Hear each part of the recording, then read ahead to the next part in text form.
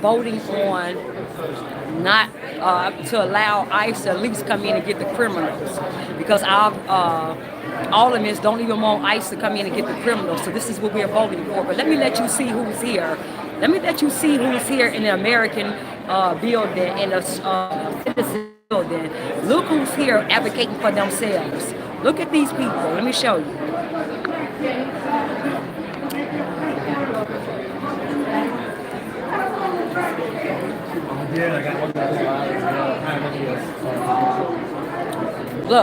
Look at these. Look,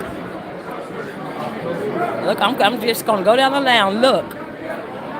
Now we're here to talk about illegal immigration and allowing ICE to come in to at least come and get the criminals, changing the ordinance on the sanctuary city ordinance to at least allow ICE to come in and get the criminals. Look at the people. Look at all these people here. Look at all these people that's here. Talking about immigration.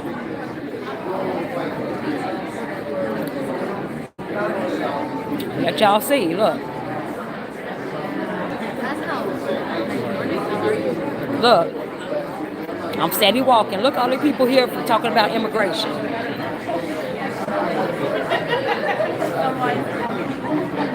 Look, we all the way over here, look.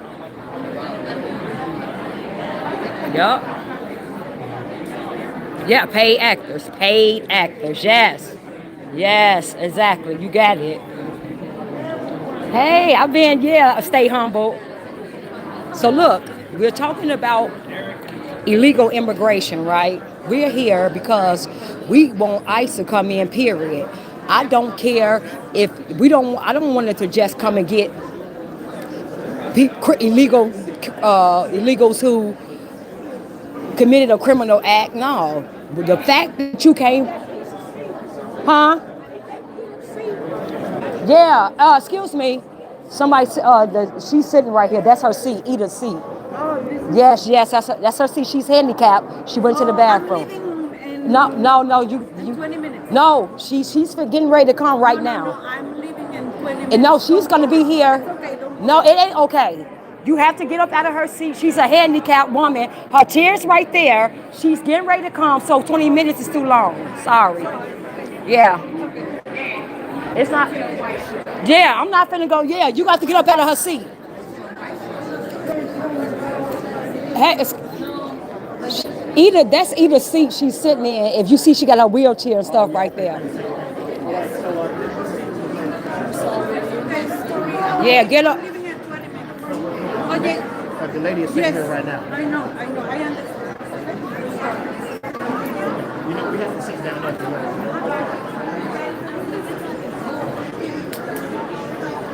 Yeah, see, that's what I'm talking about. These people, no respect. Joe, get up out of her seat. So the fact, like I said, the fact that you came over here, the way you came over here was illegal. You came over here illegally, so you already broke the law. The fact that you crossed that border illegally, that's a crime in itself, therefore making you a criminal, committing a criminal act. So you're a criminal. So it's not just the people in the neighborhood that's committing a crime. You already committed a crime when you came over here illegally. That's a crime in itself. Therefore, you have to go. So look at your aldermen. Let's see who here.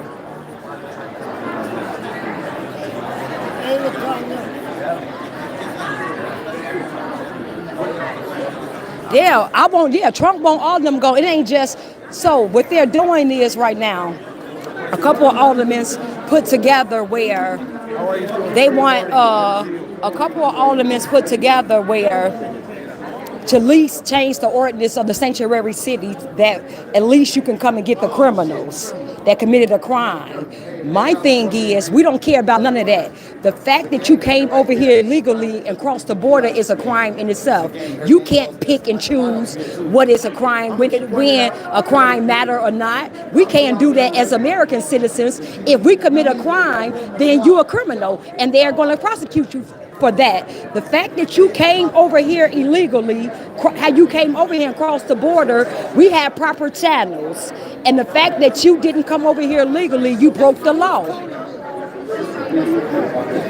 Yeah, you broke the law. So that goes Eda. Now this is what's Eda's chair right here. Right. You good? You good, boo? Right. Get up out of her chair. We ain't playing no games.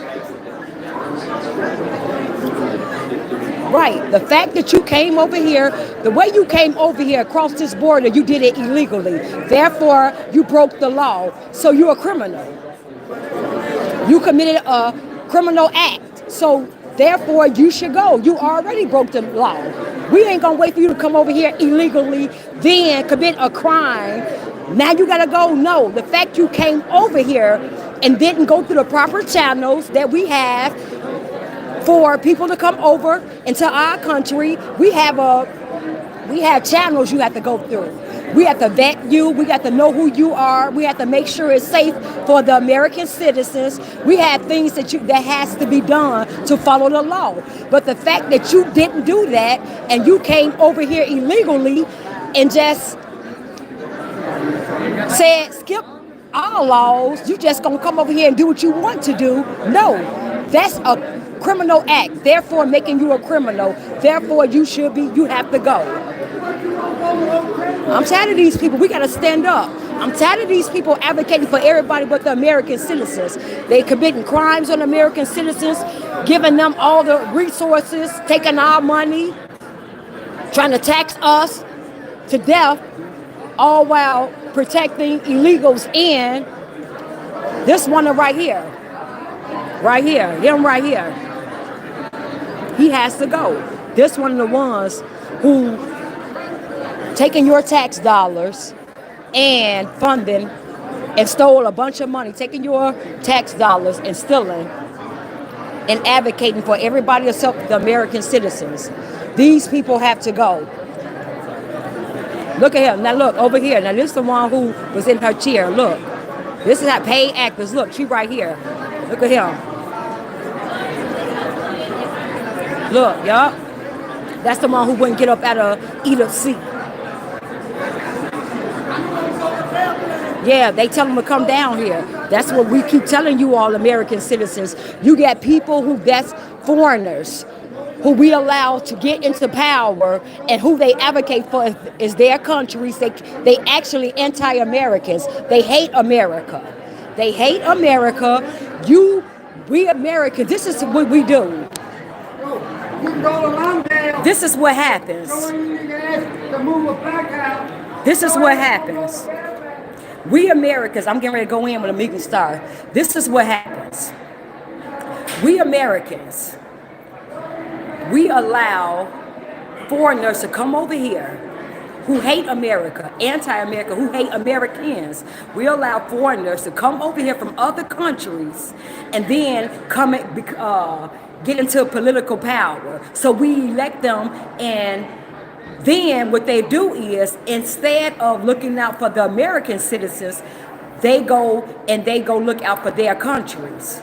And everything that they do, every law they try to push, everything that they advocate for is anti-American. So they're advocating for other countries to come in, infiltrate America, get everything Americans off the American tax dollars, and they are pushing laws and legislation for people who have not even paid a dime in the system, who are foreigners.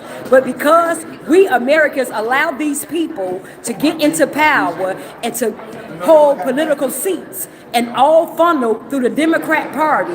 Listen, all these foreigners that they allowed to get into office are funneled through the Democrat Party, and they're anti-American, and they hate Americans, us.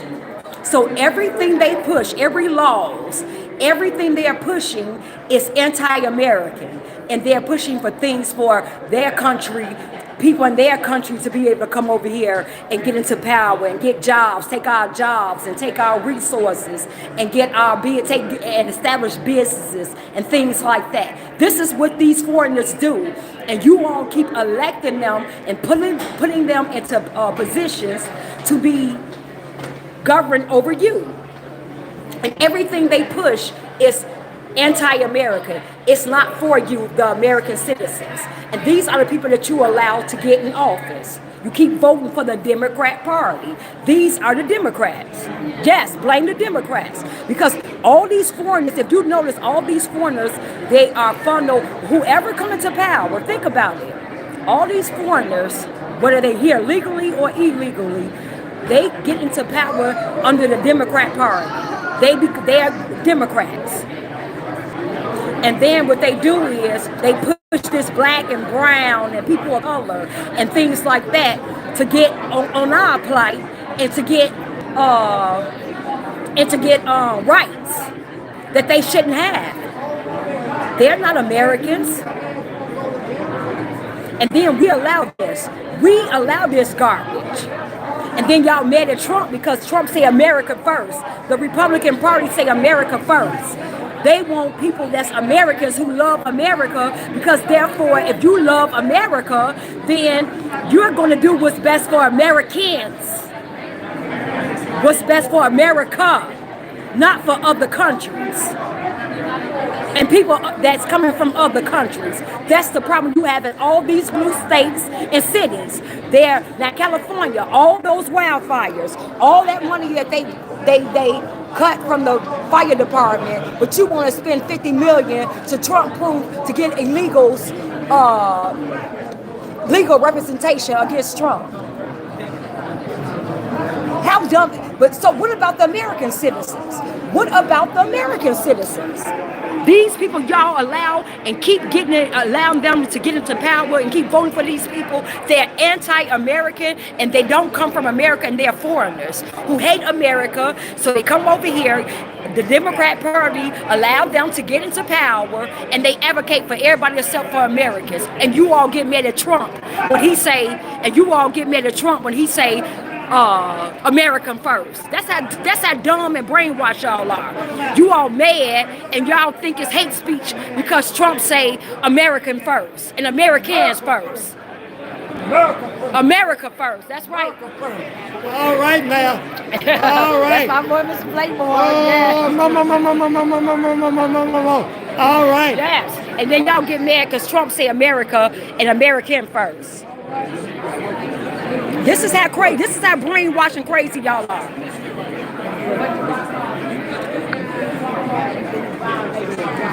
Look at this. Y'all took more than enough. Y'all call this. Now y'all saying welcoming city. Now y'all saying welcoming city. Look at but this. Y'all taking advantage of these individuals. No. Hale Washington made the ordinance. Hale Washington wrote the ordinance.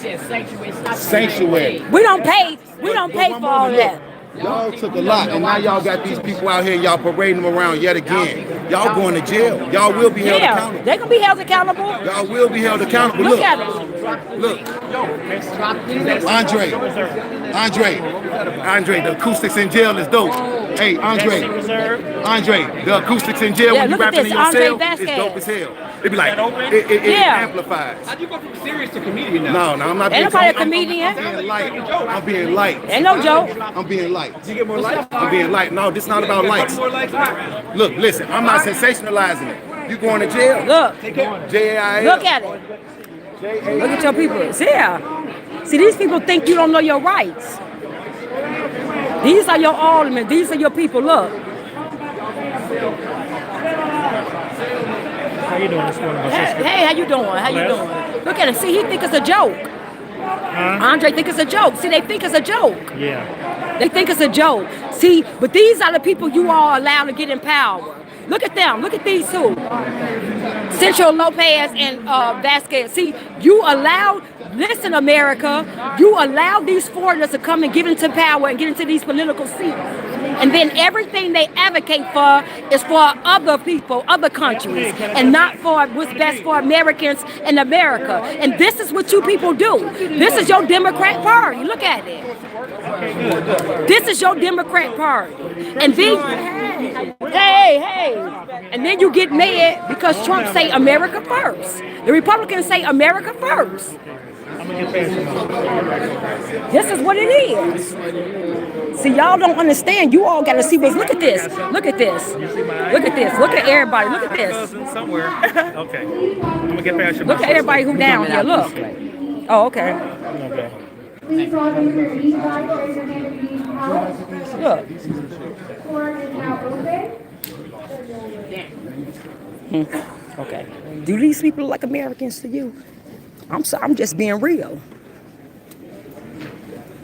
This is what you Americans gotta understand. Look at this idiot right here. So I wasn't picked to speak. Me or Miss Jessica wasn't picked to speak. So The only black person that got picked Yeah. to speak was Bashan from Conservative. yeah, we wasn't picked to speak because, and so we're gonna do a press conference because Zoe downstairs after this. But yeah, let me be quiet.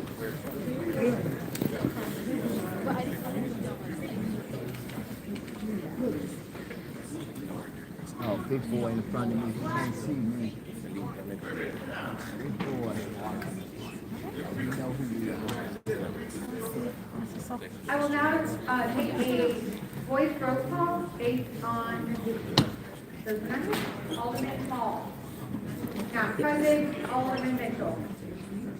Not present, Alderman Beal. Mitchell ain't Beal is present. present, Alderman Quinn. Look at him. Get that David Moore. Look at David Moore. That David. Alderman Mosley. He gotta go. You Look at gotta this. go. Look David at this. Moore gotta go. Say it again, Moore Miss Jessica. David Moore gotta go. Not Yes. present, Alderman You might as well pack up. Yes. Present. Moore is present. Alderwoman Taylor. Not present. Alderman Mosley. Not present. Alderman Scott. Scott is present. Alderman Burnett. Burnett is present. Don't kick me off your chat last night. Alderman Ramir Turco. Alderman Vasquez. Vasquez is present. Alderman Riley. Riley is present. Alderman Cooper. Cooper is present. Alderwoman Clay. Clay is not present. Are all those voting with? All right, forum is now closed. Thank you, Madam Clerk. There are 42 present. We do have a quorum. There is one alder that has requested to participate in today's meeting remotely for reasons stated in Rule 59. And that person is Alderperson Rosana Rodriguez Sanchez. Madam Clerk, can you confirm that the alder has logged in online? Yes, Alderwoman Rodriguez Sanchez, are you there? I'm here. Rodriguez Sanchez is present. Very well, thank you, Madam Clerk. Can I get a motion to approve the remote participation of, and move? Very well. All those in favor signify by saying aye. Any opposed say nay. In the opinion of the chair, the ayes have it. Madam Clerk, please verbally confirm. All right, there's been a roll call request for participation remotely for Alder Rodriguez Sanchez.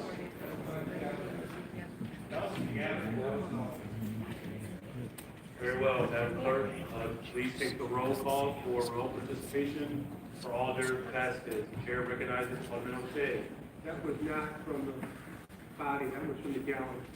Oh, no, I think it was actually, yeah, Alderman Field has requested a roll call vote for Rule 59 participation for Alder Rodriguez Sanchez. Thank you, Madam Clerk. Alder, please use your e-vote application to record your vote at this time.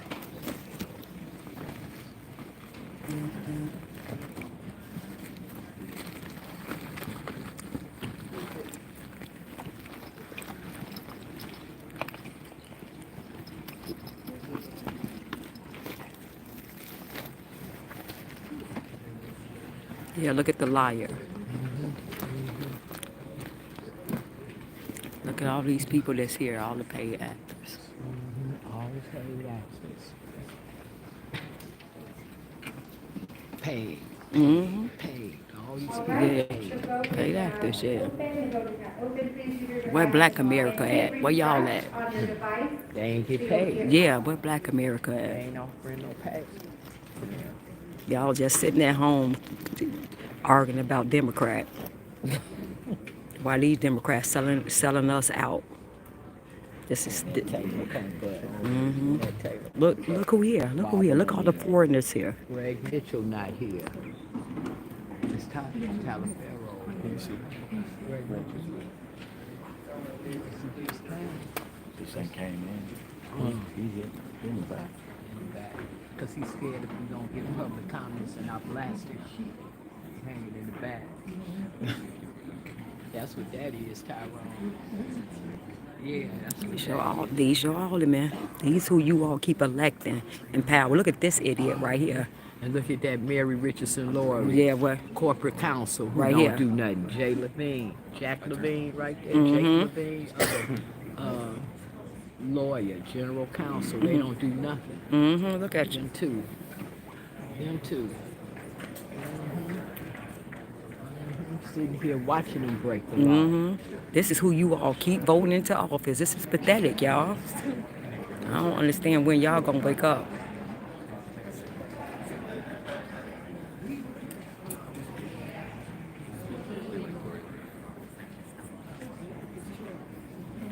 Let's see what they're getting ready to do. You gotta be big to work with Jeanette Taylor.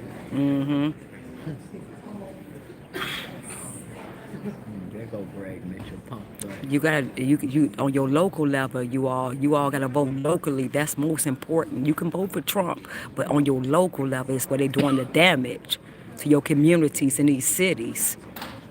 And they're getting these people that's anti-American foreigners to get into positions and to sell out Americans.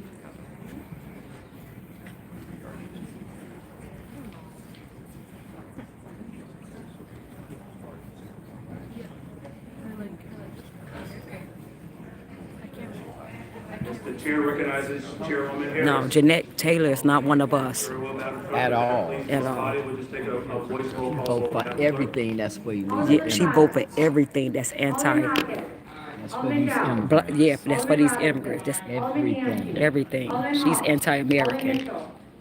Alderman Harris, Alderman Beal, Alderman Chico, Alderman Lee, Alderman Ramirez, Alderman We Quinn, keep telling y'all all these people gotta go. We not playing. Alderman Lopez, Alderman Coleman. Not here. Alderman Moore. So Coleman not here. Alderman Curtis. Coleman is- Alderman O'Shea. Alderman Taylor. Alderman Mosley. Yeah, that Greg Mitchell, y'all. Not here. Alderman Rodriguez. Alderman Savara. Alderman Scott.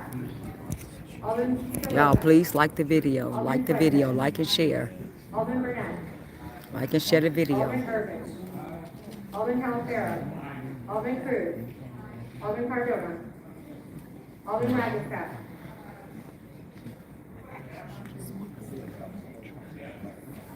Please like and share, you all. Oh, can't vote. Alderman Conway. Yeah, like and share. Thank you all. Alderman Villegas. Alderman Mitt. Mitt. Cesaro. Alderman Cesaro. Alderman Cesaro.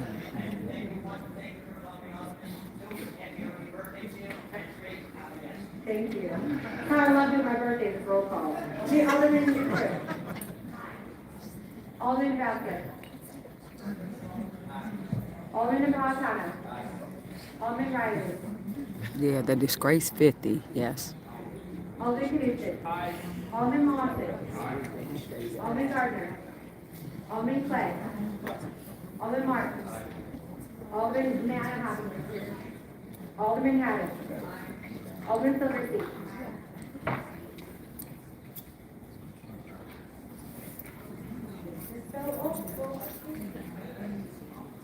Very well, there are 42 ayes,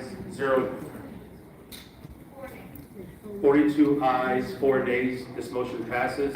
Alderman Mitchell on the motion to reconsider. All those in favor of the reconsideration of this vote signify by saying aye. Any opposed, say no. No. This motion fails. Please rise for the pledge of allegiance.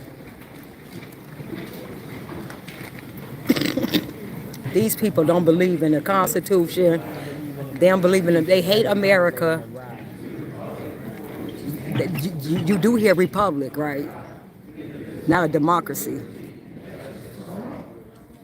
Please remain standing for the invocation, which will be delivered by R.A. Look at all these people who not, look at Branch these, Community Church. who ain't standing. That's getting our money. That's getting our money, anti-Americans. It's an honor to be here and thank They you. ain't standing for no flag. They ain't standing for no flag. So They ain't my standing wife for and no I flag. grew up in this city. Our children Yeah. have been raised in this city. We are product of the Chicago Public Schools. Look, And these people ain't standing up. Having immigrated here from another country where there wasn't a representation, this is amazing to see the voice of the people here. I worked with a church in the These people not standing up because they don't like America. They just want the resources. So we tried to break down barriers and bring help to the community. I'm also part of the financial. Well, if you anti-American, where we try to profession, and if you anti-American, then go somewhere else. Get out of America. That's it's simple. To be well educated. So I want to thank you very much for all your work. You're welcome. When my parents immigrated here, Come on. they We were were asked that you would deliver your invocation. Right. Thank you. That's right. Thank you. Right, we don't Thank you. Thank you. Just pray. Thank you. Thank Pray. Let's pray. Father, thank you. hear about you can barely speak English. We pray that they'll be equipped, that they will be able to start the year fresh, fully equipped and cared for. I pray for their hearts to serve the men and women in their communities. Help them to be focused and continue to be strengthened by you. In your son's name we pray. Amen. Amen. Please remain standing, please. Just for a moment, I would ask that we take a moment of silence in the memory of former President Jimmy Carter, for all of those who have lost their lives. Look at these people. The terrorist attack in New Orleans on January 1st, and for all of those who have lost their lives and homes, the tragic fires in Los Angeles. Let's take a moment of silence.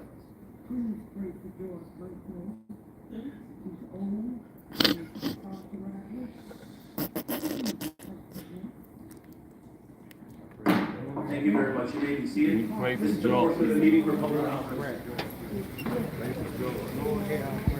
So y'all, the problem is that Chicago feels red. They let us get a chance to speak.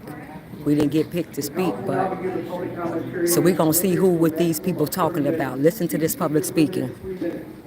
Teachers cannot read or transfer their time on the speaker. Any of the comments that have been submitted will be posted and made available. Yeah, they'll stand. You said that they'll stand up for some free resources so we can gossip. Yes, if they told them to stand up for some free resources, they would. You're absolutely right. That's why they're here. Can you read the date? Nope. Can you pray and read? The speaker is not online. The speaker is not online. Our next speaker is Nayeli Fernandez.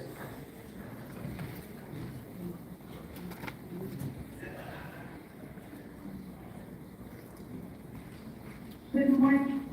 Good Good morning. morning, Mr. Mayor, City Council members and staff. My name is Nayeli Fernandez, and I reside in Jefferson Park. I stand before you today to express my strong opposition to the proposed amendment to the welcoming city ordinance. As a DACA recipient who has called Chicago home for 24 years, arriving here at the age of 14, I am a proud graduate of CCS at the University of Illinois and Northeastern Illinois University. My journey is a testament to the opportunities this city offers to immigrants like myself. I vividly recall November 9, 2016, when I was working at a Chicago middle school predominantly attended by immigrant students or those with immigrant parents. The atmosphere was heavy with fear. Students confided their anxieties about potential deportations under this upcoming administration. They fear being torn from the country they consider home, disrupting their aspirations for a better future.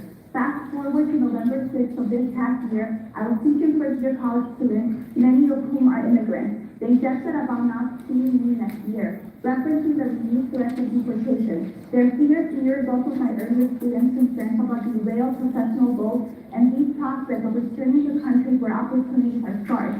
In both instances, the sanctuary status of Chicago provided a semblance of comfort, knowing that our city welcomes and protects immigrants offer reassurance that, despite federal threats, Chicago stood as a safe haven. The proposed amendment suggests that by assisting federal authorities in apprehending individuals involving specific criminal activities, We can protect law-abiding immigrants from mass deportation. However, this perspective overlooks critical considerations.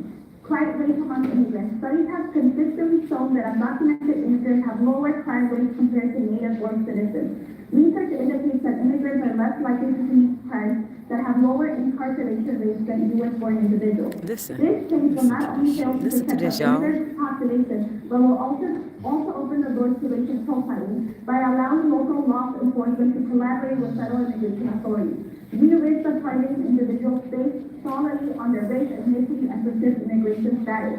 This creates a climate of fear and injustice, disproportionately affecting Black and brown communities. No, They don't affect black people. It don't affect black people. The proposed don't changes affect commit us. violations to the Illinois Trust Not our Act problem. and infringe upon individuals' due process rights. By involving local law enforcement and federal immigration matters, these rates Ain't got nothing to undermine do state with laws that. designed to protect our That's y'all communities. problem. Introducing these amendments, they foster fear and uncertainty, leading to increased distrust between immigrant communities and local authorities. This erosion of trust can have detrimental effects on public safety, as No, it individuals don't. may become reluctant to report crimes or cooperate with law enforcement. making So us listen, less y'all, safe I'm for finna everyone. interrupt now. So Chicago she has basically long is been talking a about beacon for those seeking advocating a for better future, illegals. a city She and want them place to where be, constitutional she don't want citizens ICE to be able to come in and get these people. So this is what she's saying. I urge you to vote no on the See, proposed amendment. she want them, she telling them to vote no. Boo! So look.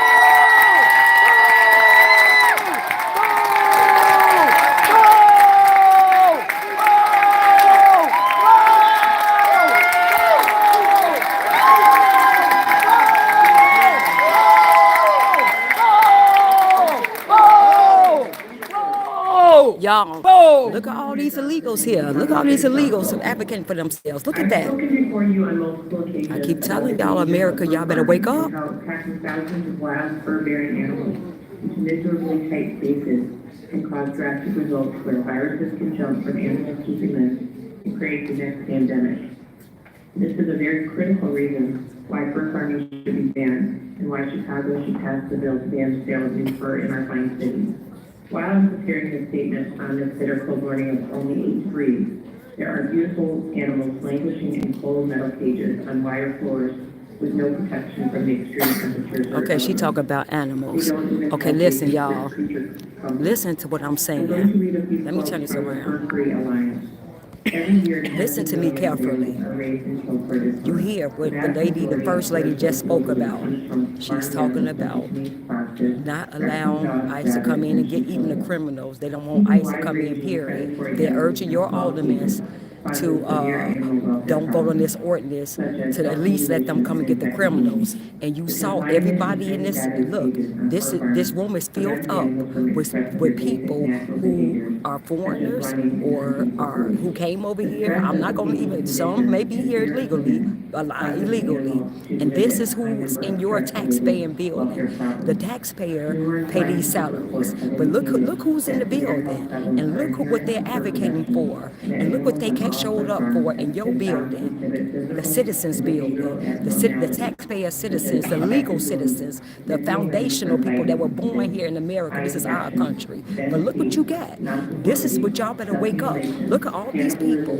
Every time these people clap, I'm gonna let you see how many of these people that's in here that has infiltrated America, that has infiltrated our city. And if you all don't wake the freak up, because I want to curse, if you all don't wake the freak up, this is going to be their country and their cities and their states, and you are going to be an outsider in your own communities, in your own country. Keep playing with the Democrat Party and letting them funnel these foreigners and let them, and y'all keep voting them into power because they tell you it's the first black this, or the first Hispanic this, or the first woman this, or the first black man that. Keep putting these doggone people into power without doing your big research and not being an educated voter. Keep doing this garbage, and you're going to have all this. These people going to take over, like they already trying to take over our neighborhoods. They already trying to take over our cities. All you got is foreigners here. Keep playing. Every time somebody advocate for a foreigner, I'm going to let you see it, them clap. Come on, let's go. Okay, here we go. I'm going to start off with this question. Who are you loyal to? the American citizens here in Chicago or the illegal immigrants here in Chicago.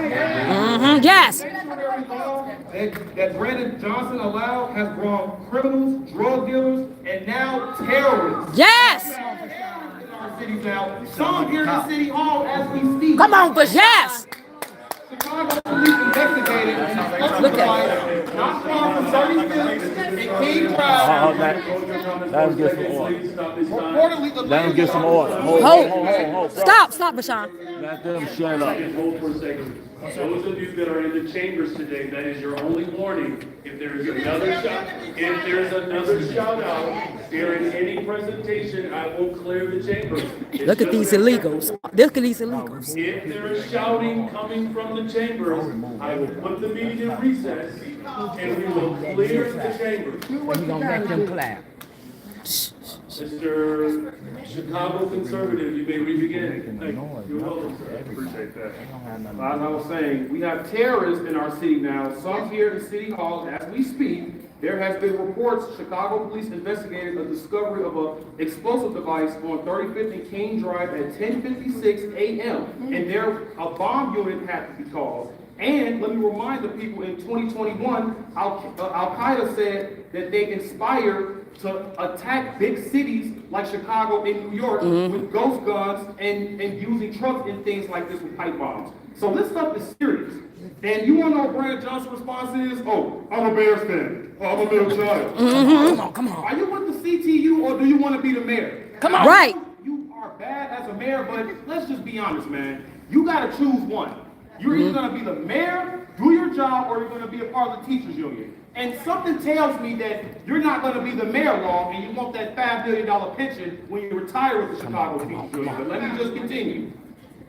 The people here, I see a lot of your supporters here today. Yes. And I'm going to ask you guys, what have the Democrats ever done for you for these past 70 years? What have the Democrats have ever done for you? I'm going to ask you guys, who's the bigger fool? The fool or the fool that follows the fool? 70 plus years doing absolutely nothing for African Americans such as yourselves.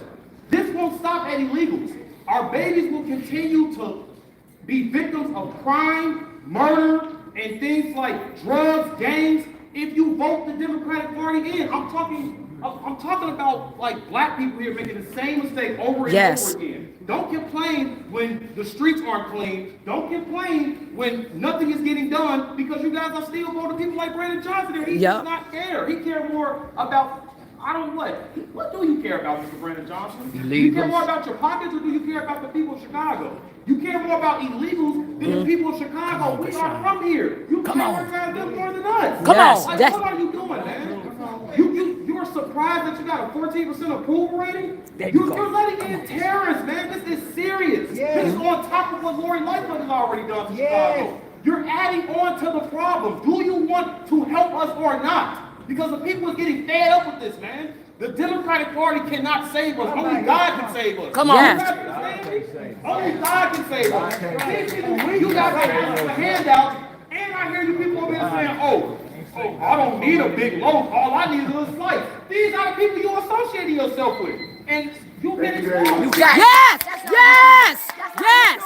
America first. America first. Come on. Americans first. Trump 2025. Hello.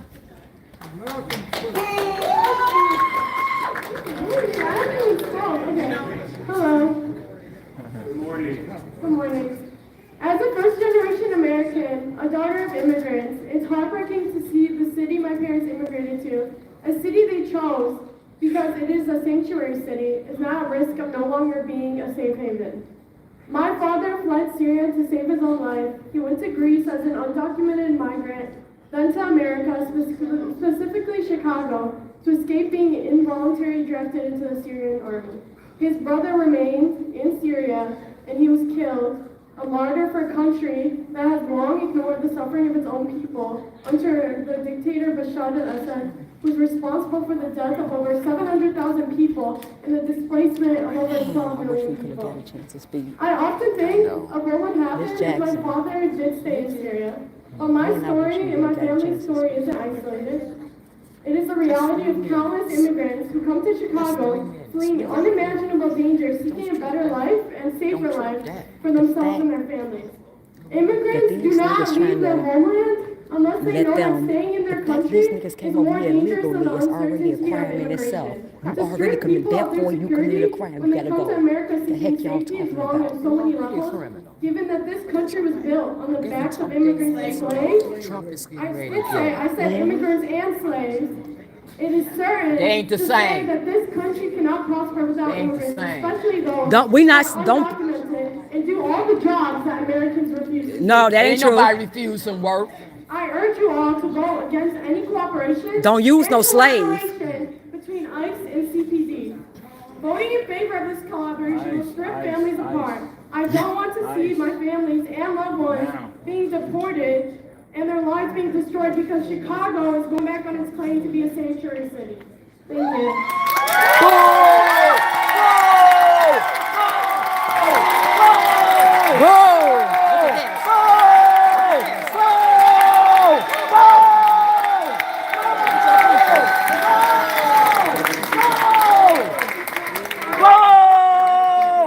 She used her offensive word. She said slave.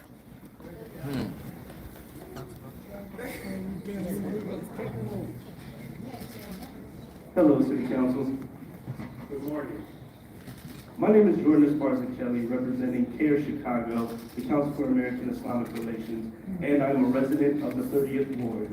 I want to thank Ruth Cruz's staff for returning my call regarding the amendments to the Welcoming City Bill. Self-hating cowards such as Alders Ray Lopez and Tavares want to turn our city into a hell for migrants who Look are at that not disrespect. only Latin, by the way. CARE Chicago has 40 to 50 open asylum cases currently. What do we tell these people and families if we don't remain a sanctuary? Plus, our economy cannot handle mass deportation. We as Chicagoans must direct our energy and organizing towards those who are actually oppressing us and divesting from us. It is easy to turn new migrants into an enemy for us residents, but it's harder to look our own local government in the eyes and say, why? Why have you ignored us for 80 years? Why haven't you fully addressed homelessness, which predominantly affects Black Chicago residents? It is wrong to change this bill and reject people seeking a better life and would severely limit my organization's ability to take new immigration and asylum cases. Do not do your jobs haphazardly and put us residents in a predicament where we're fighting against each other. Put the work in and equally distribute resources so that we may all live pleasantly. Thank you.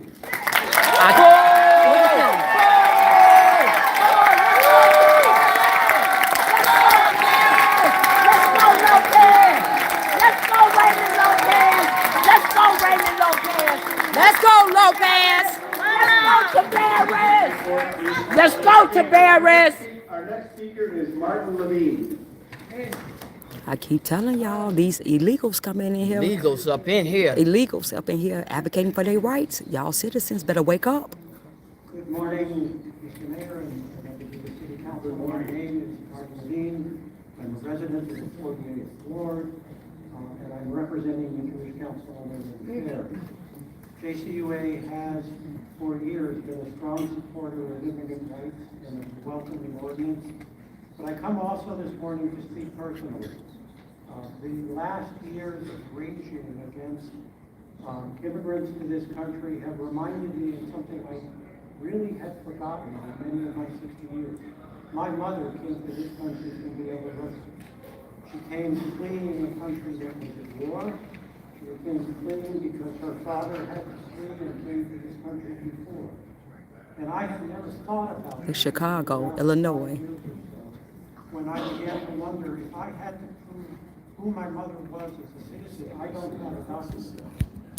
She is a citizen, she's voted in every election that she was eligible. Ain't this 7 But if already? you asked me to demonstrate that, I could not do that. And she would be at risk. Oh yeah, she still of got being it. challenged She's for if the she was a jaywalker, if she had a motor vehicle crime, and with the climate changes you're proposing. I think about this often, more often than I should. 67, 68, now 78-year-old men. Everybody talking about just a few more days, y'all. Just a few more days. Yes, a few more days. In my work for the Jewish community and with the Jewish community, we were grateful for the city's partnership as we celebrate tens of thousands of people fleeing to the Soviet Union. They took. Watch how they start having next week. But Trump get in office. Bet you these meetings gonna be packed there. This is a moment of difficult politics. This is a moment when the forces in this country of hate and intolerance have been on the rise and turned to this city and see it as an enemy. It is not an enemy. It's only an enemy if it gives up this value.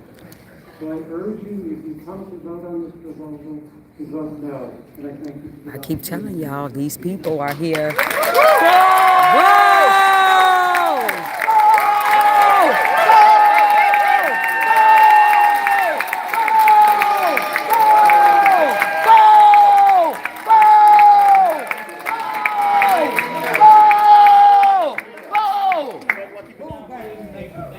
Look at. If they gonna clap, we gonna boo. Yup. Plain and simple. Equal opportunity, black. Good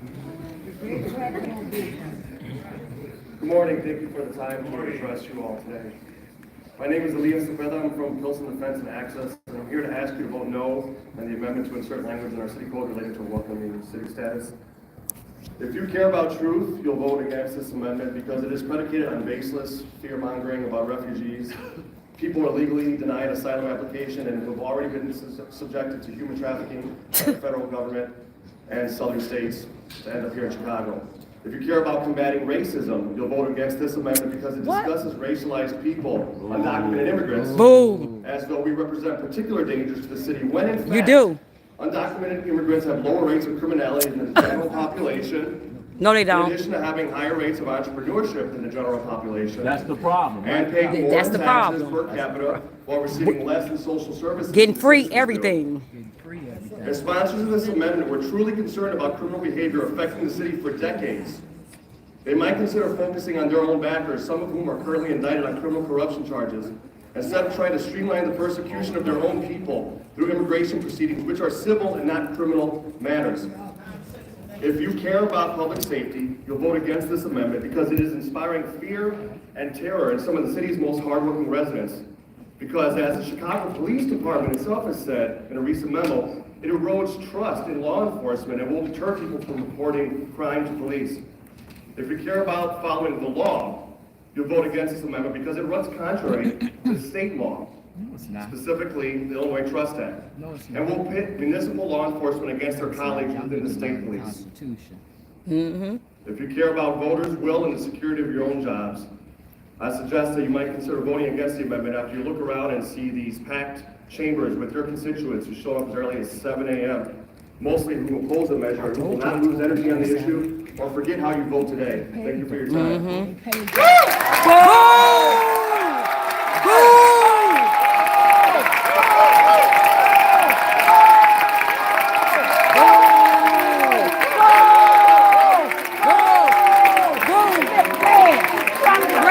Trump 2025, baby. Trump will be here. Ice, baby. Trump coming to get you. Trump coming to get you. Tom Homan, let's go. There will be order in the chamber. Tom Homan, let's go. My name is Leo Cargo. I'm the leader of the RevCom Chorus for the Emancipation That's them of up on Humanity here in 71st Chicago. Street. That's them We're up on calling on 71st all Street. of the decent people to say no. In the name of Look at this. humanity, and Look at refuse this. to accept the fascist America. Look at To this. Stop Trump MAGA fascist program. See, look at this. Saying no to mass deportation. Look at this, y'all. Total somos ilegales. We are all illegals. We ain't no This illegal. proposal is not city politics. We not illegal. Fascism, yes. Fascism is being inaugurated next week. Trump, Look at Homan, this. and their local lackeys like Raymond Lopez and Tavares are collaborators with this fascism. I want to make an example out of this sanctuary. We're not city illegal, as homie, a right? battering ram for massive roundups and Stop this deportations. time. I'm gonna help them too. They stopped his time. All of the decent people who want to see an end to this oppression, to this madness, who don't want to see our immigrant brothers and sisters who have been forced to come here from all over the world, be rounded up and hauled off, and families destroyed because of that, need to stand up and flood the streets January 20th and 21st, saying no, in the name of humanity, we refuse to accept a fascist America. They want to make an example out of Chicago. They going to. They going to, and we're going to help. Well, I'll tell you what. We're going to help. We need to make Chicago an example. We will. Of people finding their courage and their backbone. Standing up with collective action and self-sacrifice. Yes, but you got to look at it, y'all. With the goal and aim of defeating this fascism. You got to look at it, y'all. This is the Black Democratic Party. For everybody in the room today, particularly all of the bootlickers and MAGA Trump supporters here. Trump! All the black people in Latinos in Chicago who are caught up foolishly. Insult. Trump 2024. I'm gonna help them get you out of here. We're gonna help them get you out. And wake up and get off of that garbage. We're gonna help you.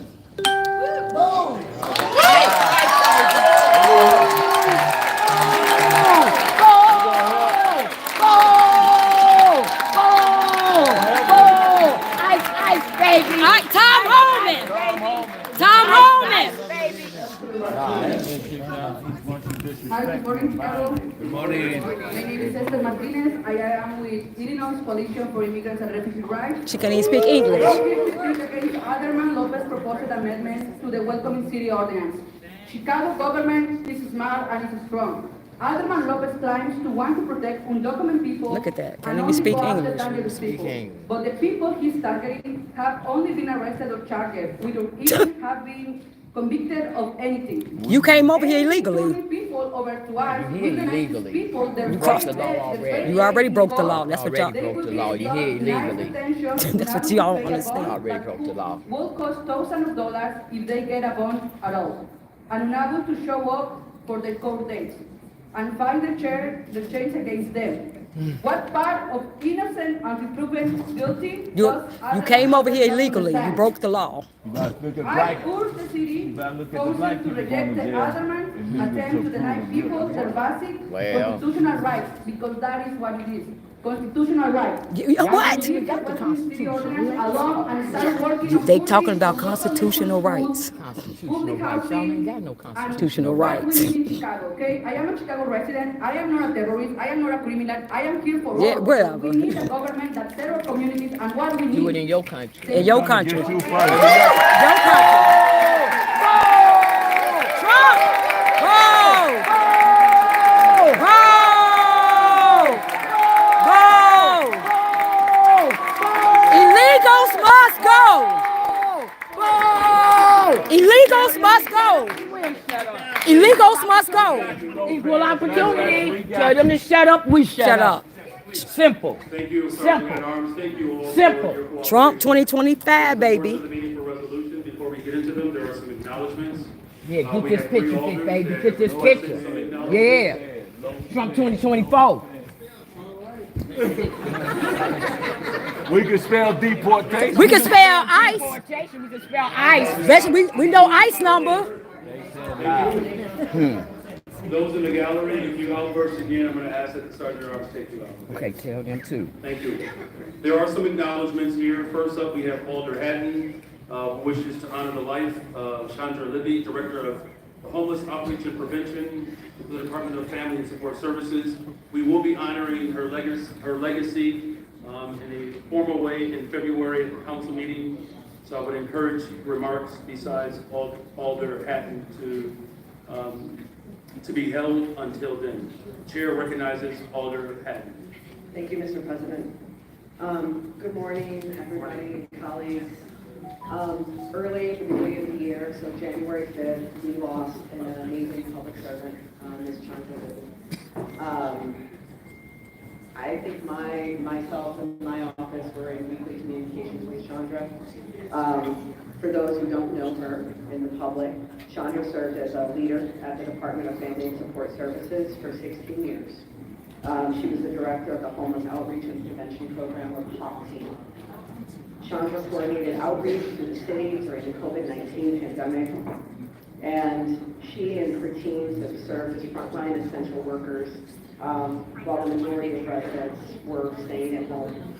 They ensured that unhoused residents received basic needs and personal protective equipment and access to health care and housing. Chandra helped strengthen the city's overall encampment strategy by designing the multi-agency encampment initiatives that brought a range of supportive services, including mobile health units, to encampments across the city for days at a time, work intensively with residents and to encourage them to move to shelter. Chandra designed and stood up Chicago's first low-barrier shelter.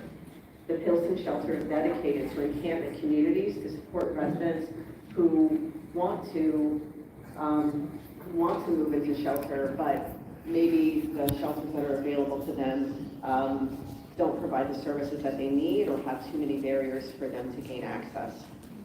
When DFSS launched accelerated moving events, these events have housed thousands of Chicagoans at this point. Chandra created the model for these events for unsheltered residents. Under her leadership since 2020, the DFSS HOP team has conducted 33 A&Es for unsheltered residents, moving people into permanent housing. Chandra was a true public servant who served thousands of unhoused Chicagoans and supported her team and partners compassionately over the years. She touched the lives of many DFSS staff and staff across other city departments and delegate agencies. The same can be said about her reach across all the managed offices and boards. She was the person everyone knew to call for help for Chicagoans who are experiencing homelessness in their time of need. To Interim Commissioner McCauley, to the DFSS team, to the HOP team, we are so sorry for your loss. It's a loss for our entire city. Chandra will be missed, and the legacy of her service will be forgotten. Thank you, Mr. President. Thank you, Alder. For this body, I would please ask that for the life and the legacy of Chandra Libby, if we could just take a brief moment of silence in her memory. A brief moment of silence in her memory.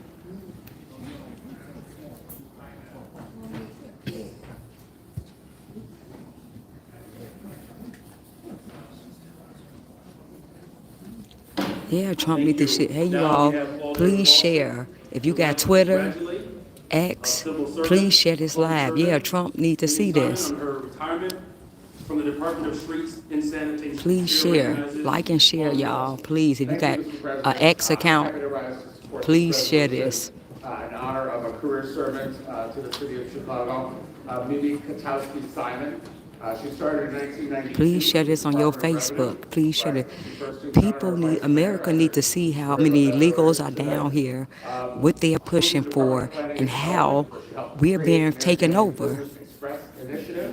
She served as the Public Affairs Director for the Public Building Commission, the Department of Buildings, and the Department of Streets and Sanitation, where she created the You Name a Snowplow contest, with over 10,000 annual Chicagoans participating, and many of us, I think, in this room. She was known as someone who could certainly get things done. If you'll pardon my baseball pun, she's a utility player for our city, and we are sorely going to miss her. In Marlene Hopkins' words, Mimi was always known to turn work stress into work best. We are ever grateful for Mimi making the tough days. Brandon Johnson's from ALG, That, she volunteers regularly at Ms. Reportive, working with persons with developmental disabilities. Yes, Trump need to see this. You all like and share. So what I'm gonna do is, when they talking, they not really talking about anything important, I'm gonna be talking. But when they start talking about things that you all need to hear, I'm gonna tune in. Katie, Jenny, Thomas, and Gracie, her brother, former state So what's senator, happening, you all, for the people coming in late, we are voting a couple of aldermen, Lopez and a couple more aldermen. They want to change the ordinance of the sanctuary city because they at least want to work with ICE, at least get the criminal illegals out of Chicago. Please, maybe you don't mind standing.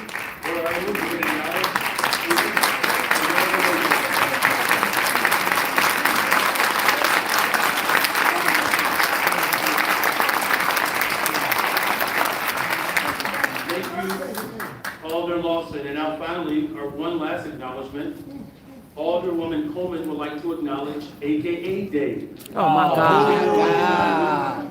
See, look, y'all. Thank you so much, Mr. President. This is what they care about.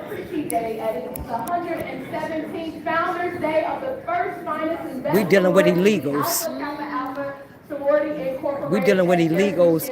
Black America don't have nothing. Chicago is getting ready to be displaced out of their communities, and this is what she's talking about. This is what I keep telling y'all. Not only in the city, but in our nation. Happy Founders Day, Shoreward. Surely we serve all mankind. No, you don't. Thank you very much. Thank you again, Alderwoman Coleman. Now we have 3 resolutions. Look at this sellout right here. He got it. Get that sellout right there. Look at That sellout right there. Oh, Tyrone, he got contaminated. He got to go. Tyrone, he got contaminated. Alderwoman Harris. Tyrone, he got contaminated. Very well, there is a motion. He's your black alderman. Rules for the immediate consideration of these resolutions. Hearing no objection, so ordered. In the interest of time, respecting people's time, we will forego the reading of these resolutions. These your sellouts. Look, Miss Jackson. Remarks from City Council. Look at them leaving. Look. Look at them. They just come in here. Look. They don't even stay. These illegals, they want free stuff, and that's it. Free stuff. They want free stuff, and then they leave. And they leave. They want free stuff, and then they leave. Look.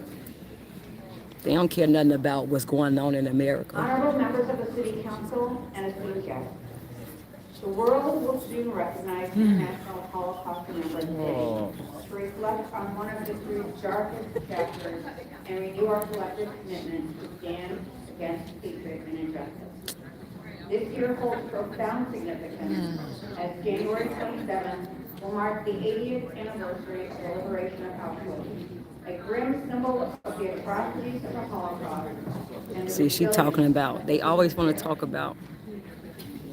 80 years ago, as the surviving prisoners of Auschwitz were freed. Okay, y'all. I told y'all when it's important, I'm gonna shut up and let y'all hear. Listen, look at them leaving. Listen. If you all don't see what's happening, I don't understand. I don't know what to tell you. If you all don't understand the infiltration we have here in Chicago and all these blue states in America, you see what they're advocating for. They are pushing that illegals be protected. They don't care what us American citizens want. And we're the ones paying for it on our tax dollars. They tried to go up on your taxes $300 million to pay for this. This is what they tried. We fought like hell and we stopped it. Chicago Plus Red did that.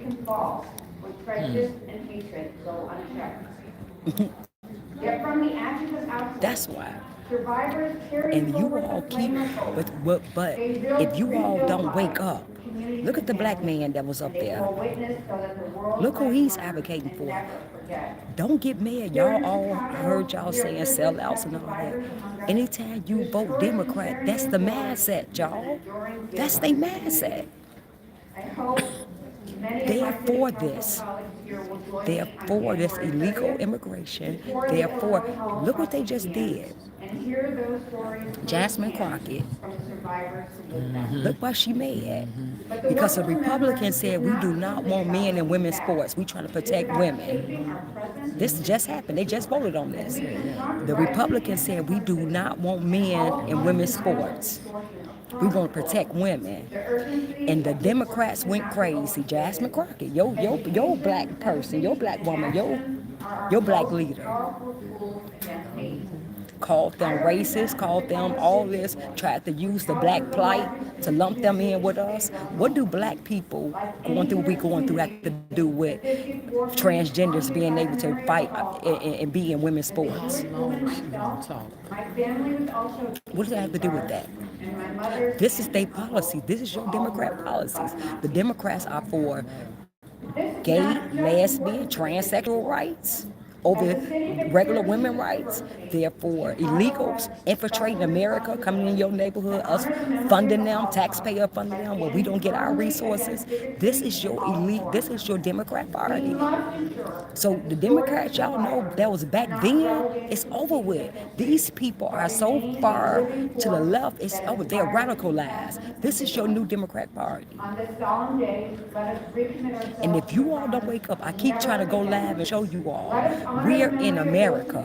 We're in Chicago. They're getting ready to respond to this Holocaust stuff. Now look how they finna respond to this Holocaust stuff. That didn't even happen on American soil. Didn't even happen on American soil. Look at this. Watch how City Council gonna stand for her. They gonna this Holocaust, but they ain't never stood for black people to get anything. Watch. Okay, yeah, let's watch. Let me turn this around. Look at them. They ain't stood for us. Look at them. Look at that. Look at that. Look, she want to keep the Holocaust alive. That didn't even happen. That didn't even happen in America. Look, we talking about stuff that's happening in America, that's happening to black people right now. Just like for Palestine, everybody want to fight for Palestine. We haven't. Look what's happening in America.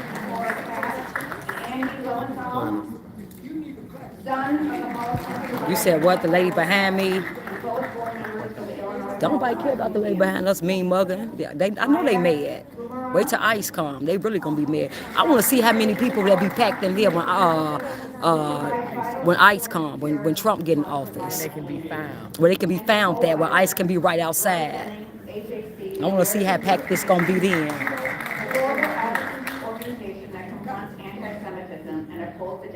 They ain't even the real Jews.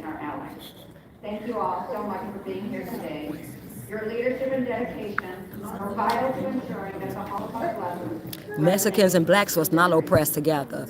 Ain't no, we wasn't. So, no, we wasn't. That's a lie. That's a lie. So stop trying to lump us together. We're not in the same. We're not one in the same. Stop doing I that. want to see the footage of Mexicans being hung from a tree. You said what? I want to see the footage of Mexicans being hung from a tree. I want to see the footage of Mexicans being raped and being breeded. Yeah. Don't tell us that we are not the same. Stop doing that. I want to see the picture of the Mexicans in chains. In America. In America, right. Stop it. Get your own plight. Fight your own plight. Stop trying to use black and... Find your own damn hero. And your own damn story. And your own story, Miss Jackson said. See, look at them. Look at they African. Let me turn it around. We'll always stay together. About that Holocaust. That Holocaust. They don't say nothing about black people. Thank you, Mr. Mayor. And I want to thank Alderperson Deborah Silverstein for constantly remembering the Holocaust. What about slavery? Reminding us of the importance of it. Your leadership on the issue and fighting against anti-Semitism is so appreciated. What about anti-black? Well, We can stop Hitler through this past year, and I just want to thank you. In this resolution, you recognize the day, but we also give context to, it was just 80 years ago, right? That's not very long. There's people in this room right now that are 80 years old. And we as a society and as humans need to look at history, learn lessons, and see how they can creep in with damning results. So we have to recognize Holocaust Remembrance Day, and I think, 80 we always years. tell each other in this council, 80 years. And black people been over here suffering since 1619. Since at least. 1619, right. At least. Mm-hmm. And they're going on and on about 80 years. About 80 years. That didn't even happen on American soil. That didn't happen on American soil. But they will not acknowledge what we talking about. That went on. That's going on for hundreds of years in this country. That's going up. You're right. Right now.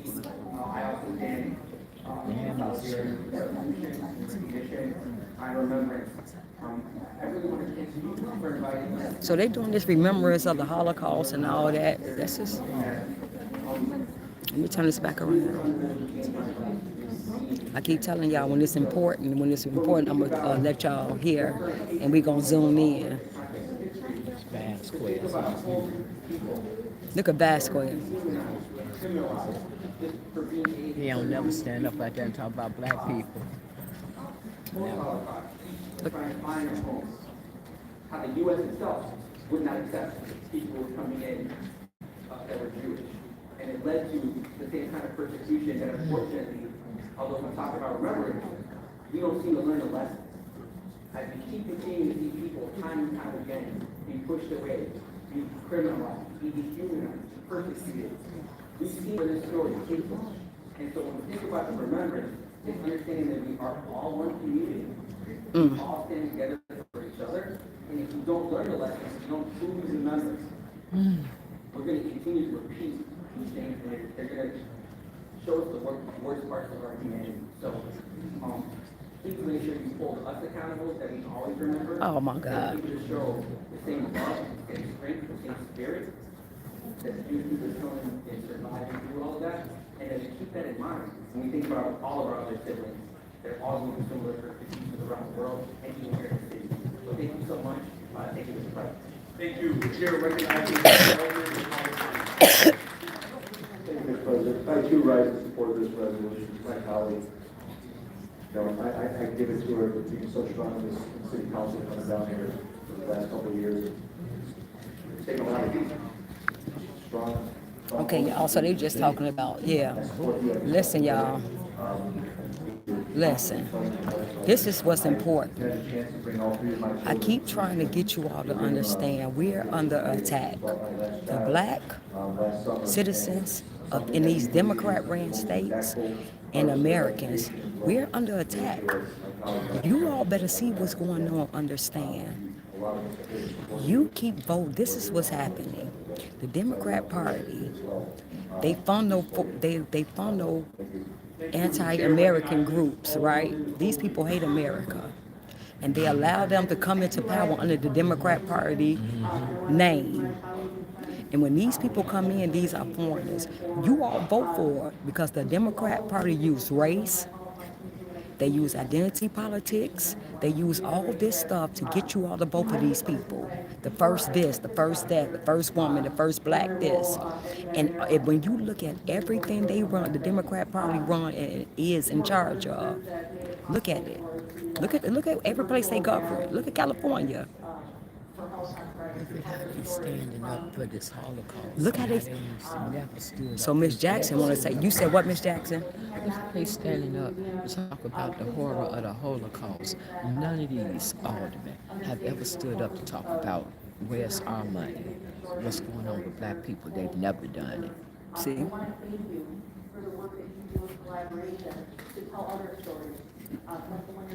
Look at them, they standing up. I'm gonna turn it around. They just talking about the Holocaust and how they stand with them and everything. And we're down here fighting because they're putting illegals all in our neighborhood, taking black people property, stealing black people property, replacing black people with illegals, taking our resources, our taxpayer money, because we're not on the systems. We work hard. And they won't even acknowledge that. We got to come down here and fight. Watch this. Okay, let's see what he got to say. Black man. See? That Negro ain't never stood for us and said, give us our money. Look at him. 4 times. I mean, not only have I been there, my family there, my staff. I've also asked many others to go. If someone hasn't, I encourage you to go. It's very important to learn about the struggles of agriculture, and I also invite everyone here to learn about your plans. And he ain't did nothing to go out getting them JJ's clothes that killed them homeless people. Look what black people talk about. This is what they talk about. Look at it.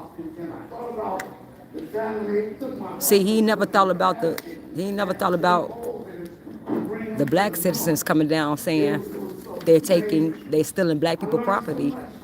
Look at him. He won't even stand up for black people and the black citizens. But look what he's standing up saying. These your black people you putting in power, they advocate for everybody and show compassion for everybody except for the black citizens. It gave them an opportunity to learn about struggle. You know, Look. coming from faith, you got to understand, once you cut out... This is crazy. I keep telling y'all. You know, so I thank you so much for bringing forth this resolution.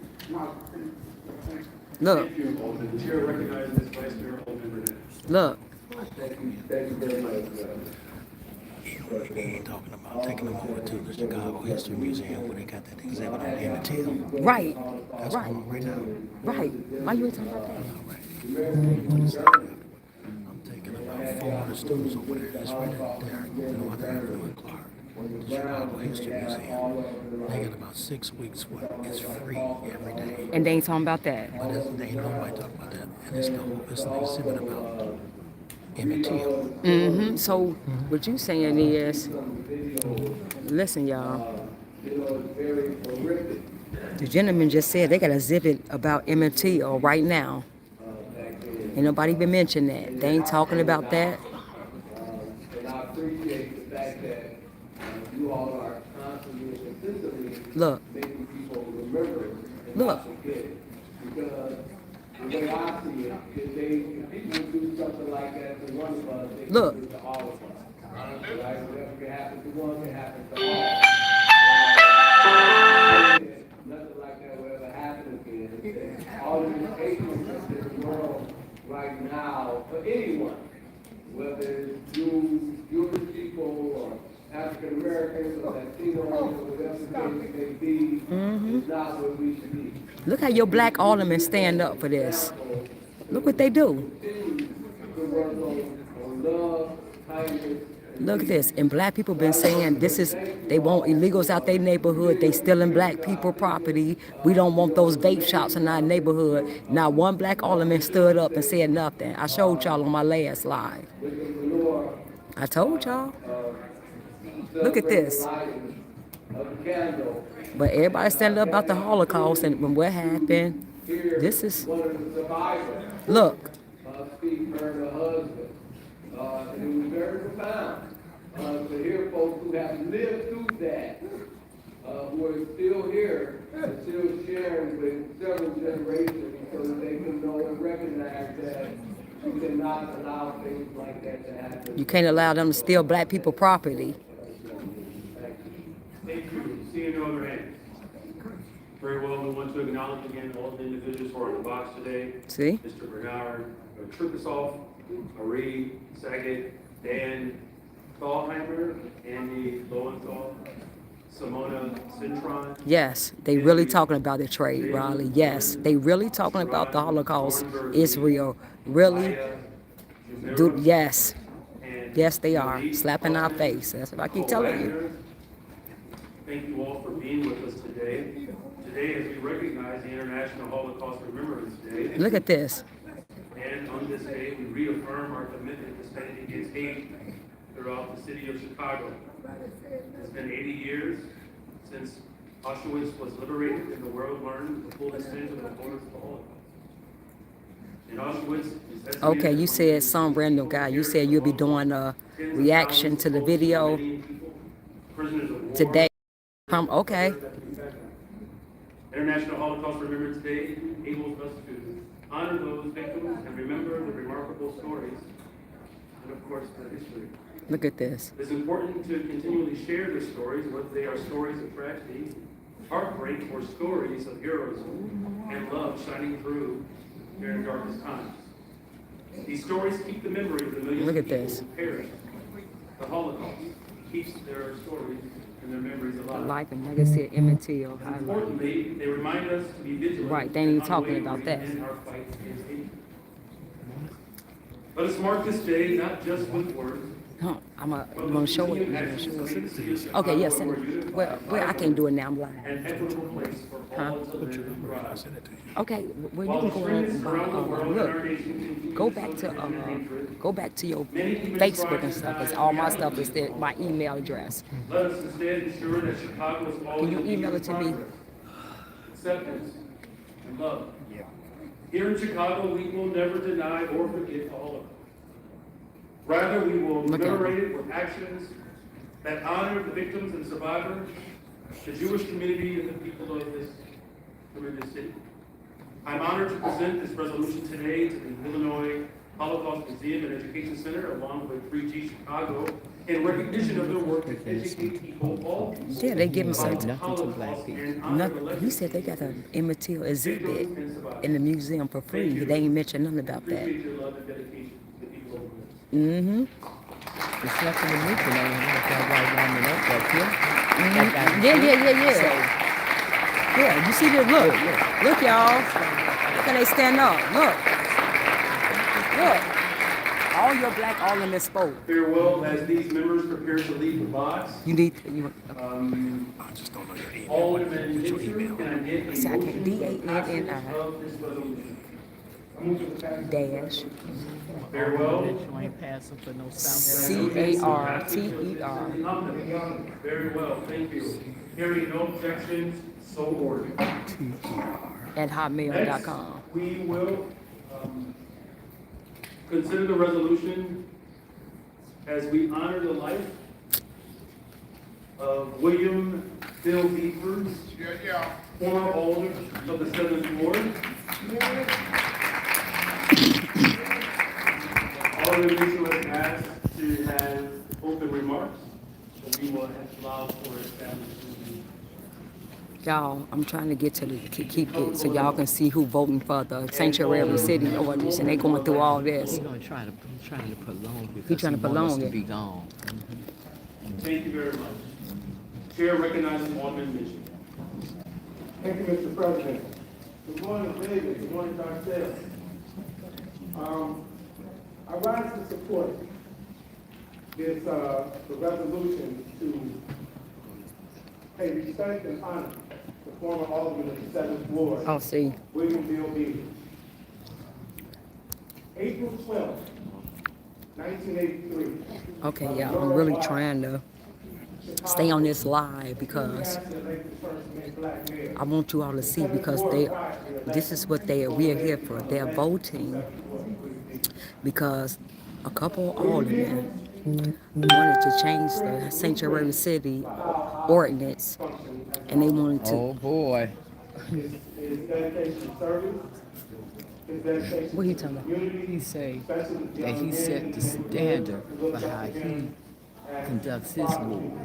That's why his ward's there. Oh boy. So this is what we're voting for. So They're giving him a resolution. they're trying to change the sanctuary. They're trying to change the sanctuary ordinance. I gotta see if where. Oh, I got one right. This is right here. Okay. They're trying to change the sanctuary ordinance where they can at least allow ICE to come in and get the criminals. Because right now, Chicago, Illinois, don't they don't work with ICE at all. They don't allow ICE to even come in and get the criminals. So a couple of aldermen got together and they wanted to change some things on the sanctuary city ordinance, and they wanted to at least allow ICE to come in and get the criminals up out of here. And this is what you're seeing now. So we will have the aldermen voting to at least work with ICE to get the criminals up out of here. So they supposed to be voting on this. And so they prolonging it, taking all day, because I want you all to be able to see who's voting what and what the vote outcome came to.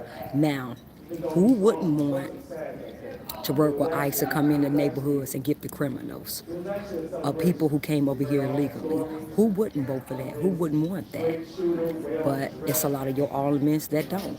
They want the criminals to stay in our neighborhood. They don't want ICE to be able to come in and do nothing. So they want to allow, they don't have to, because see, these people are stealing our money. They're making a bunch of money. And see, they stay in gated communities. And a lot of them have detail, like Brandon Johnson got a 200 police detail. A lot of these aldermen had details, so they had police presence around their houses and with them. But you, American citizens, Chicago citizens, we don't. So we the ones who will have to deal with these criminals. We the one who have to deal with these people that are here illegally, breaking the law in our neighborhoods. But see, they don't care because that's on you. You voted for this. This is how these people feel. You voted for this. We're going to keep just lying to y'all, and y'all just keep voting for us in office. If y'all that dumb that y'all don't want to wake up, then we're going to keep doing it. But we getting so much money, it is what it is. Because they're definitely stealing the money. All of these people in here voted to give themselves raises. Brandon Johnson is worth, what, $5 million now? All these people are laundering money. They're laundering money with this illegal funds. These illegal funds, it's a big money laundry. That's why they don't want ICE to come in and do this, because they don't want a forensic audit, because they stole all this money. And if they start allowing ICE to come in and doing things, then we're going to be wondering where the money at. And we want them. We want to know where our money went. We want to know how you spent our taxpayer money on this illegal crisis.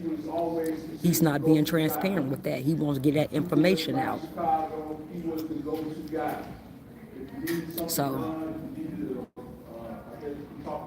So I'm trying to wait for them to vote for this, because this is the most important thing. This is why you're seeing all these people down here.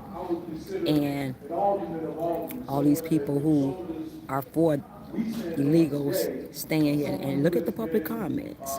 Listen to what these illegals saying. They talking about their rights. What rights do you have when you come into a country illegally? When you broke the law, what country can you go to that you break their laws and then you go in their building, in their city hall building, and talk about your rights? Where do they do that at? What country would allow that? What country would allow you to come over to their country illegally and come into the building where the citizens pay for the tax? The citizens pay for the building with their tax dollars, and would allow you to come in there and speak on the mic and tell them about your rights and the constitutional rights that you're supposed to have as an illegal citizen. What country do they allow that? And we as American citizens going to allow this? And we're going to keep voting for this garbage? And not stand and say no more? No more? You're not going to keep doing this? We're not going to allow this? Y'all just saw these illegals stand on this mic and tell you what they want, and tell you how much they want, and how they want businesses, and how if the one lady said the Americans, they doing jobs because Americans don't want it, and this and that. They in our building, sitting down, telling us, putting their middle finger at us. I showed y'all every time. I showed y'all, giving you the finger in your building that you paid for, and you a legal citizen. You're an American citizen. You born and raised here. You're not on government assistance. You work your butt off. You may have 3 or 4 jobs that you working to take care of your family.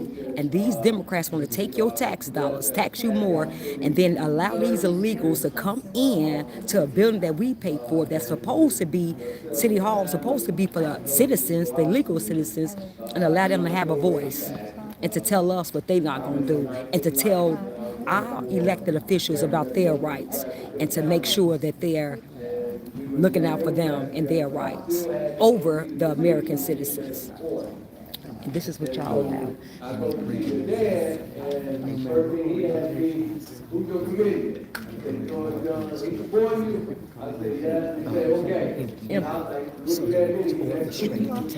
People coming in. Yeah. Look at that. Else coming in.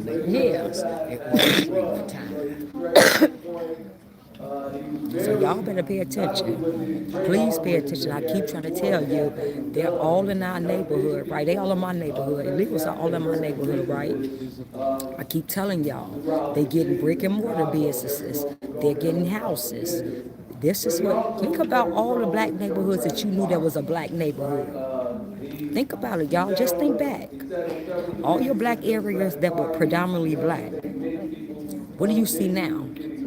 If it ain't full, if it ain't majority Mexicans, Hispanics, Hispanics and just a small percentage blacks, then you have maybe 50 and 50, 50% blacks, 50% Hispanics or Mexicans in your neighborhood. Now they bring Venezuelans and people from Cuba and all these places, Ecuador. Now they bring these people over here, and now they're all in our communities. So now black people keep playing, keep voting blue no matter who. Keep putting these people in office that hate America, that hate Americans. And let them keep telling you this black and brown stuff, and you see they just said this black and brown slavery. They trying to put slavery with they plight. And like you saw the lady that just spoke here, just spoke on the mic. I keep telling y'all, keep playing, keep falling for the okie doke that these Democrats keep running on y'all. Keep falling for this garbage. You all gonna find yourself, before you look up, if Trump did not get in office, you would have looked up and all these foreigners would have been taking over America. Our neighborhoods.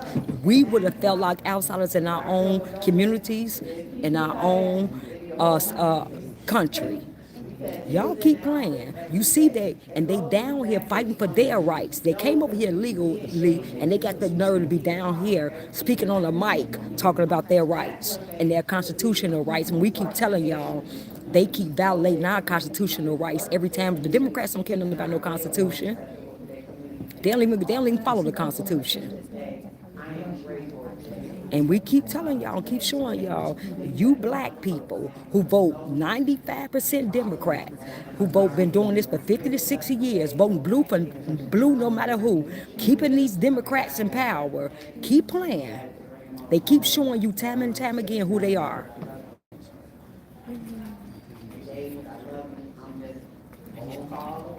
We were down here, I just showed you the last meeting.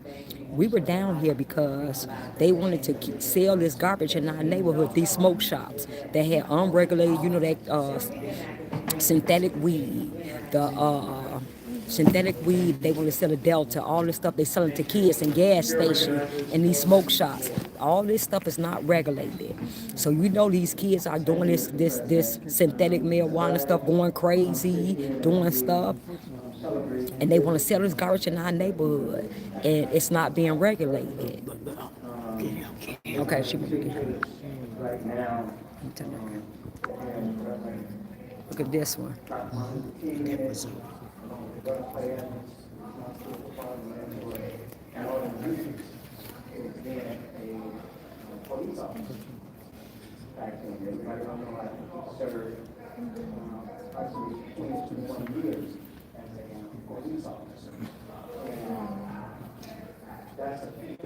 This dude has to go, y'all. He just stole so much money and sold so many black people out. It's ridiculous.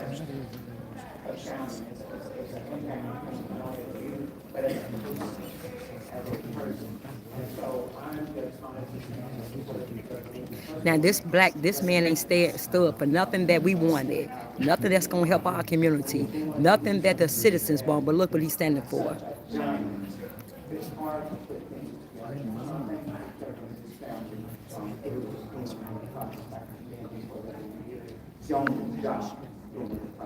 So yeah, that's it. But yeah, you all. And it's sickening to see. That's why I keep telling y'all, when you come down here and you see it, it's sickening. It's sickening.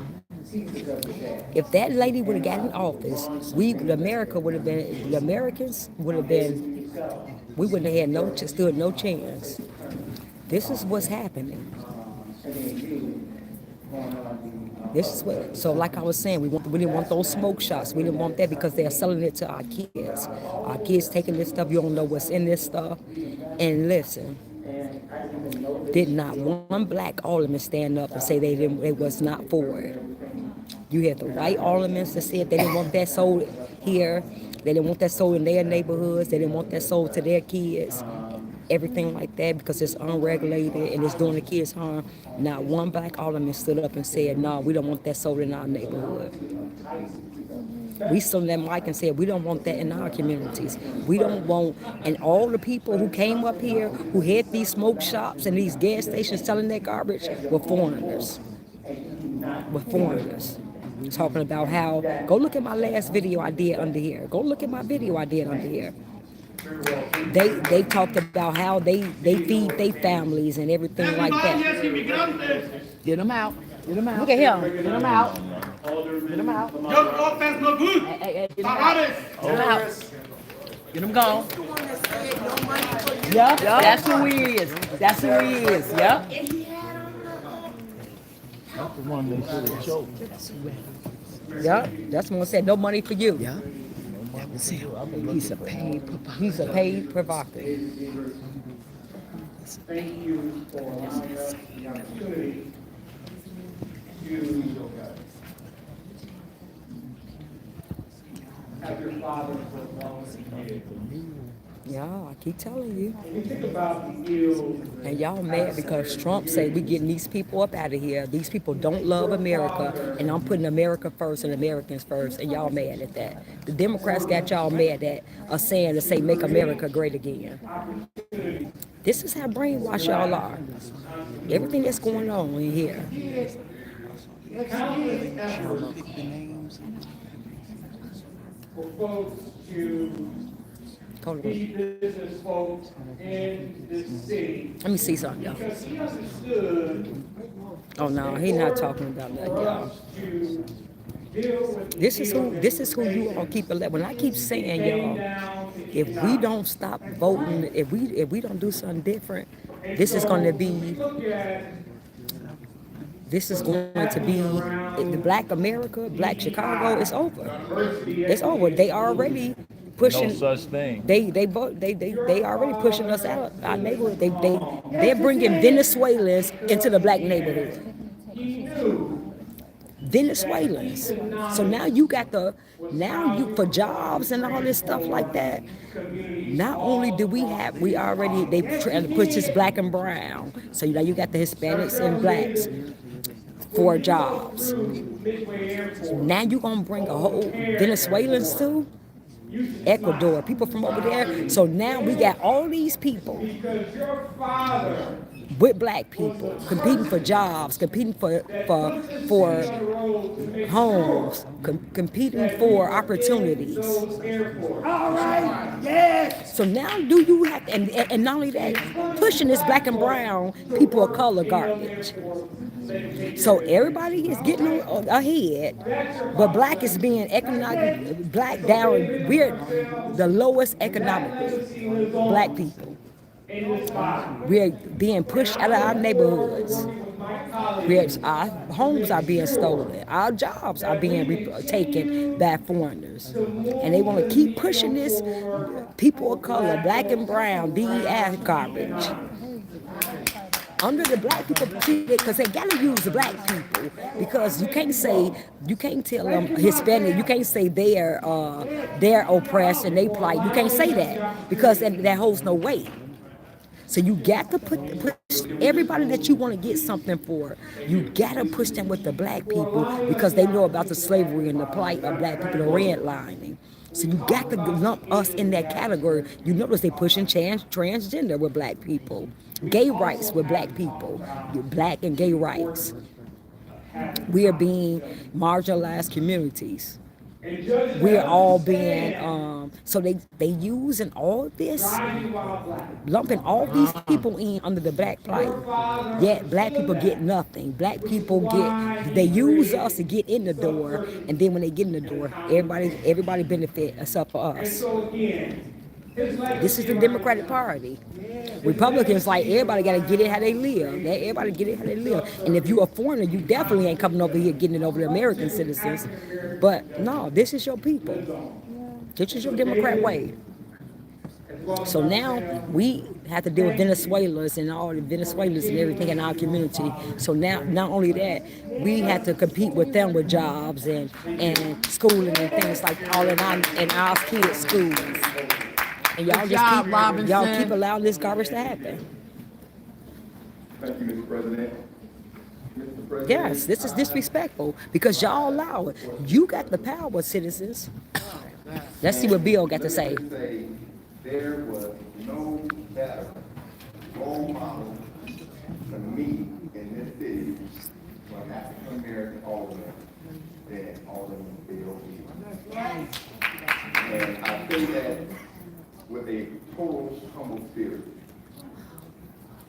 we don't have the relationships we used to have in this body. Right?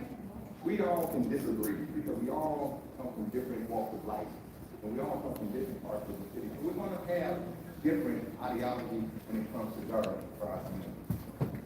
But we always got along, and we always respected one another.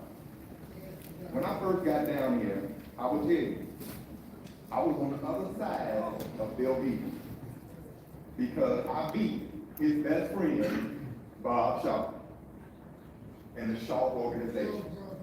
And so when I got down here, he called me right away. He called me and said, Bill, come in. He said, let me just tell you this. He said, I knew you was going to win that race. He said, because I was in your ward every day. And I saw Bill signs everywhere.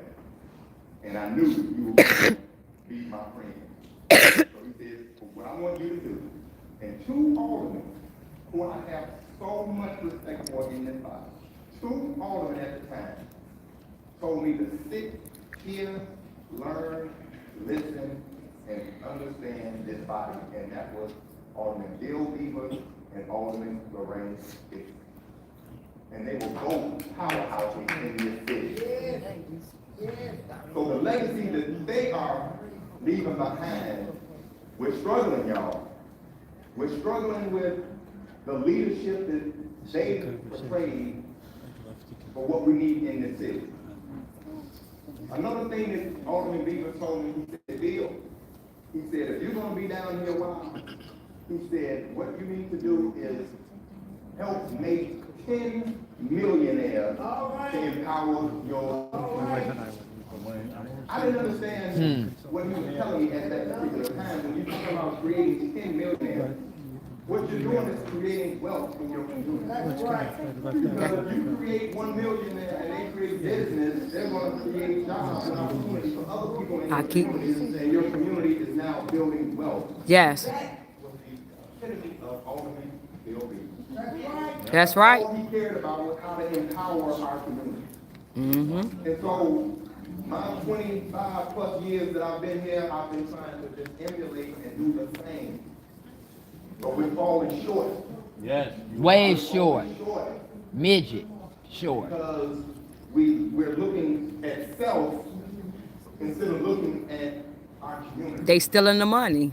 When you look at self, you may get an extra street or two in your ward. Right. But you're not empowering our community.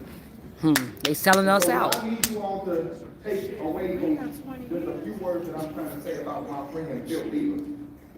He was serious about our community. He was serious about empowering African Americans working in this city. Yes. Well, so let's put our differences aside. Let's put our ideology aside and come together for once and start making the movement, because you're blacks are still only getting a fair share of the contract. Yes. Speak on that, please. We're going backwards. We're not going forward. Back. Come on, we're going backwards. Come on, Bill. Let's come together and move forward. Because when you talk about the crime and education and all those things, it all starts with finances, y'all. You do. It all starts with finance. And Yep. we understood that.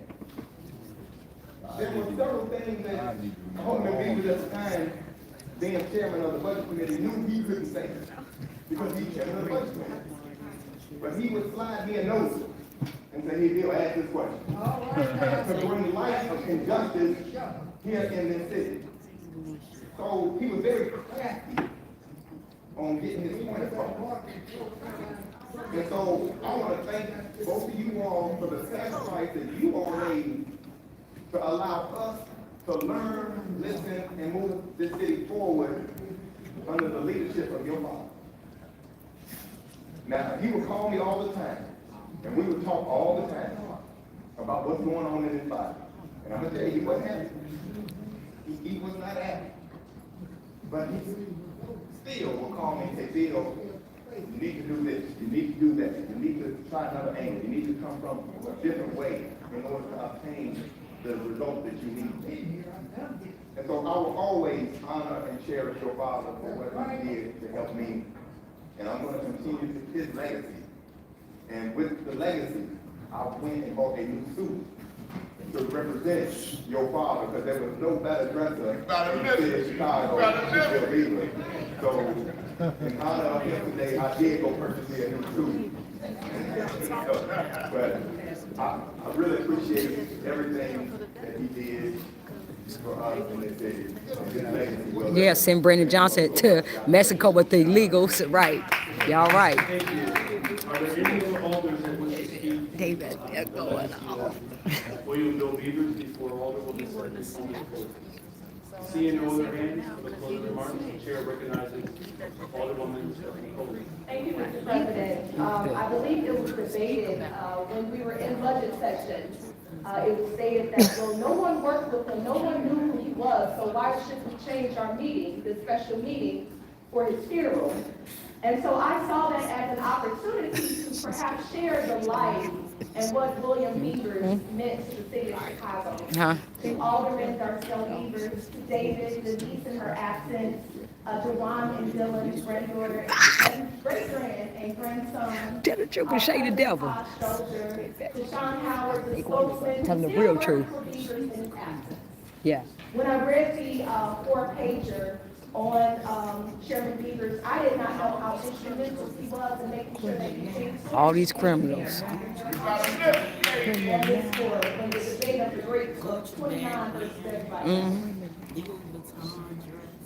Darcel, you and I share something very special because we Inglewood, look y'all.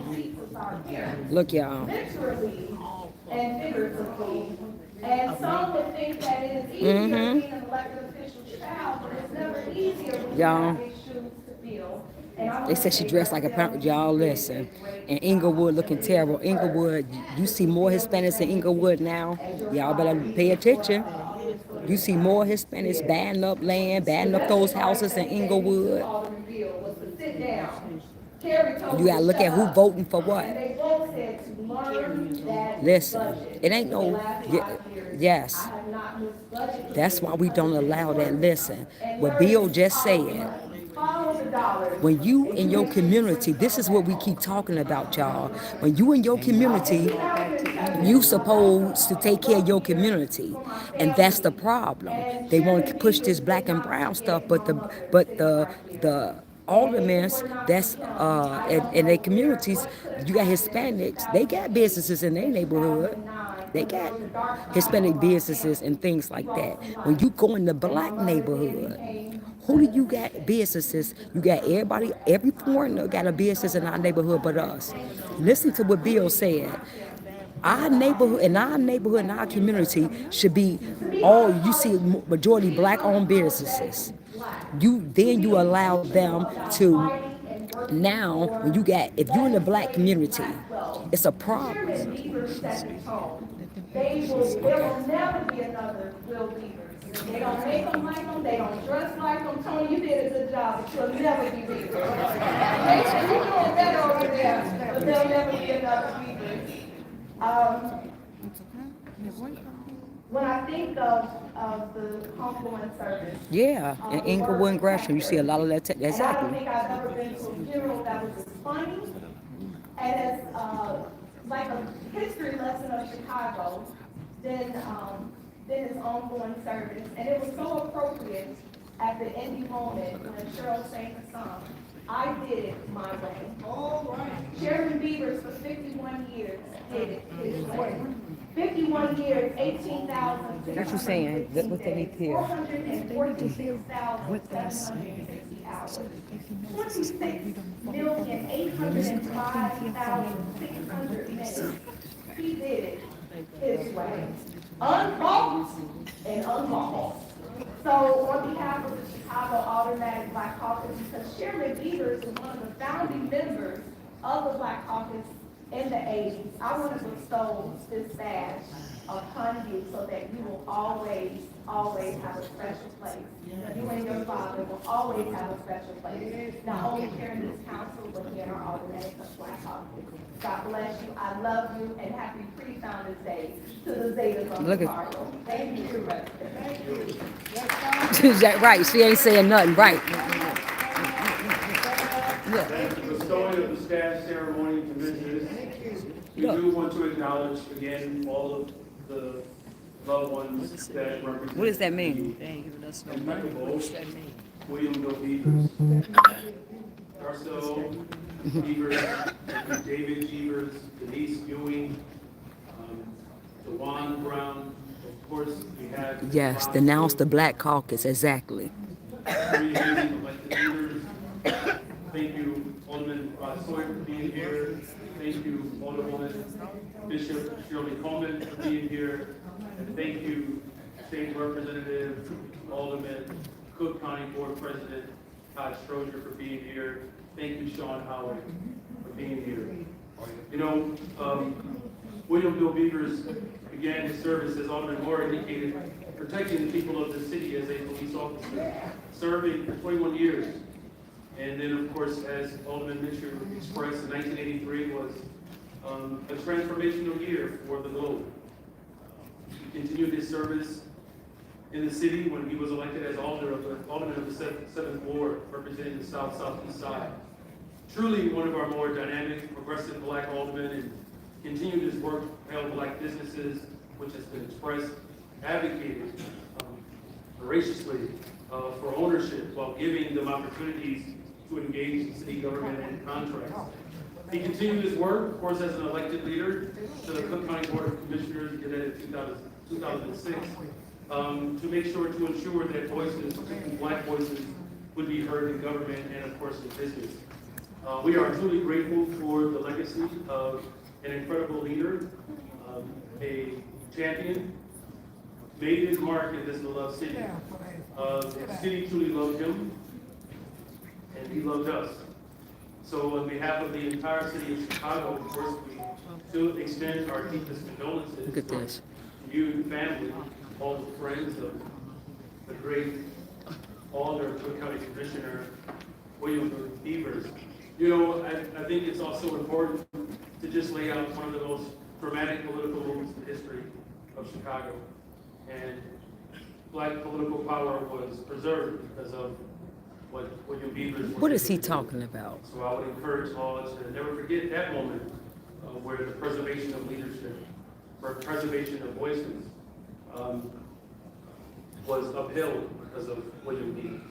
And so with that, the Alder of the 7th Ward, I think it's very fitting to call for the passage of this resolution with a standing vote. Alderman Mitchell. Four resolutions. Look at this. 4 resolutions. William Beavers.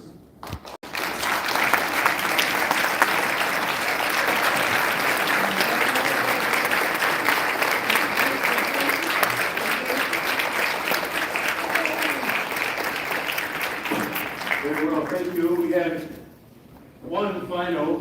This is the one, y'all. Oh, it's a Lucen. It's another resolution. Out of the box. We thank them for being here. And there is one more consideration for a resolution that honors the life of Jose Chacha. We're not saving Africa. We got to save America. Save America.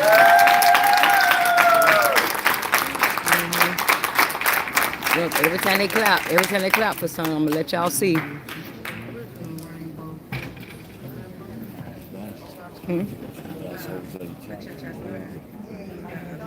He's an immigrant. A lot of stuff he was putting for. Not all of that. You know how it works.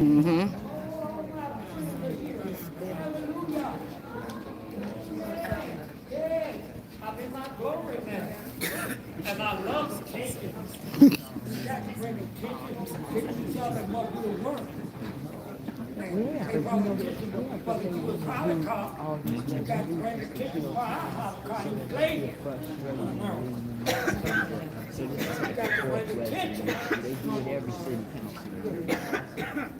You thank the Jimenez family for being patient. I know it's been a long day. Yeah, we're trying to. I want y'all to see who voting on Alderman the. Fuentes has asked to have the opportunity to open remarks. I want to give folks just a moment to settle. See, they taking. Individuals in the box. See, they taking all day, y'all. I want you all to see who voting for. Very well. The chair recognizes Alder Jesse Fuentes. Let's see what they talking about.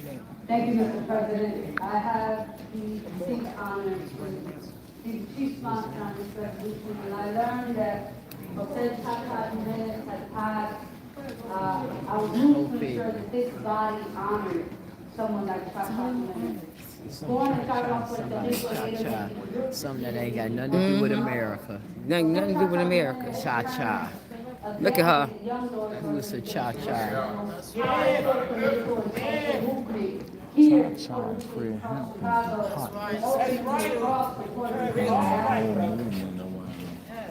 Pushing against the police, praise reform.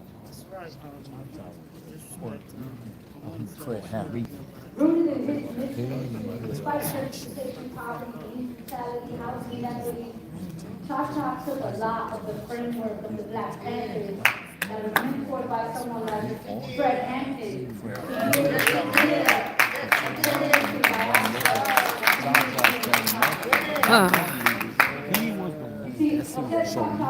That's who they talk read about colonialism and read Okay. Straighten me out. Yes, stop voting. You said Democrat activists, vote people that understand business. Yes. And marginalize people like Puerto Ricans. Economy and not feelings. That's right. That sort of empowerment, that sort of education. And he built a framework in the community that was going to ensure that the community would be better supported. And it is because of people like Jose Chacha Jimenez that I can be the oldest person of the 26th Ward, representing the largest Puerto Rican constituency here.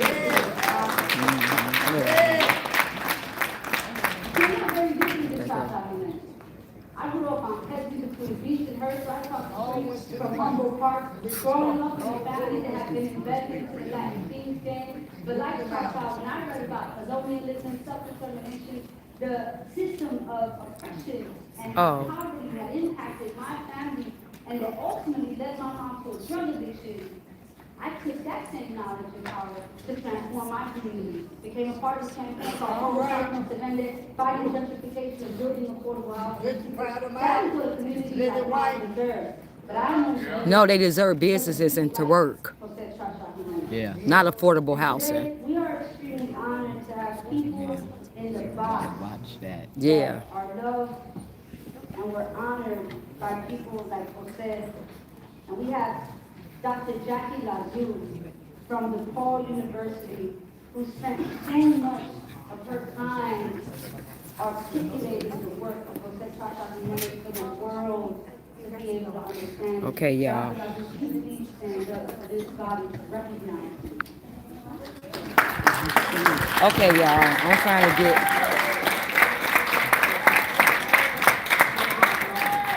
We also have Melissa Jimenez, the daughter of Jose Chacha Jimenez.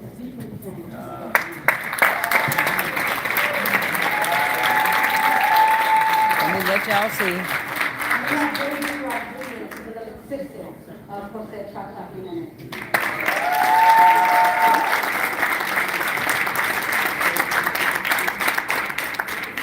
Jose Chacha Jimenez left a legacy and an imprint on the Puerto Rican community.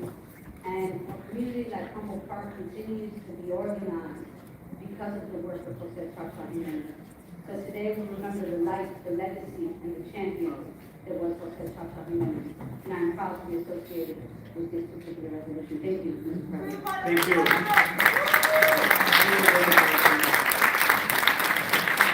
Chair recognizes Alderman Villegas. Thank you, Mr. President. I rise in support of this resolution from highlighting the unfair treatment of the Puerto Rican community in the 70s, helping to elect Harold Washington as mayor of the city of Chicago. The legacy of Jose Chacha Jimenez is one that has an impact in our city for generations. I'm especially honored to speak to this light today as he was involved with my grandmother, Mary Lou.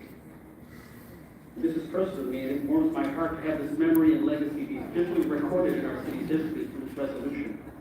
At a time when no Latino leader held a substantial position of power, Chacha Jimenez brought hope to the community. His work highlighted the unkept promises of the government at the time and sparked a movement like that now cannot be ignored. He forced then Mayor Richard Daley to acknowledge the Puerto Rican community and Latinos as a whole. But his work went well beyond our citizens. Influencing politics in New York City, gaining national attention, and contributing to the forming of the Rainbow Coalition. When we say that the country watches for what Chicago does, this is an example of that. In the summer of '74, at a press conference in Lakeview, where he would declare his campaign for all, Chacha Jimenez exclaimed, quote, "It is time, especially for Latinos who are represented neither in the city nor in state government, to take political power." While his other men's run would fall short, the impact he had on inspired inspiration cannot be ignored. He played a crucial role in Mayor Harold Washington's campaign and built the first coalition to bridge the gap between groups that were opposite. Today we are here in this chamber with over a dozen Latino elected officials, a diverse body of council members, and though we may not always see eye to eye, our very presence in this chamber is a testament to the efforts and thousands of those who came before us. He was rough. I thank my colleague for introducing this resolution today, and thank our body for hearing it. Let us continue to push for our communities, for the success of public institutions, and carry out the work that generations before us laid out. May the memory of Jose Chacha Jimenez be a blessing to his family, friends, and our city. Thank you, Mr. President.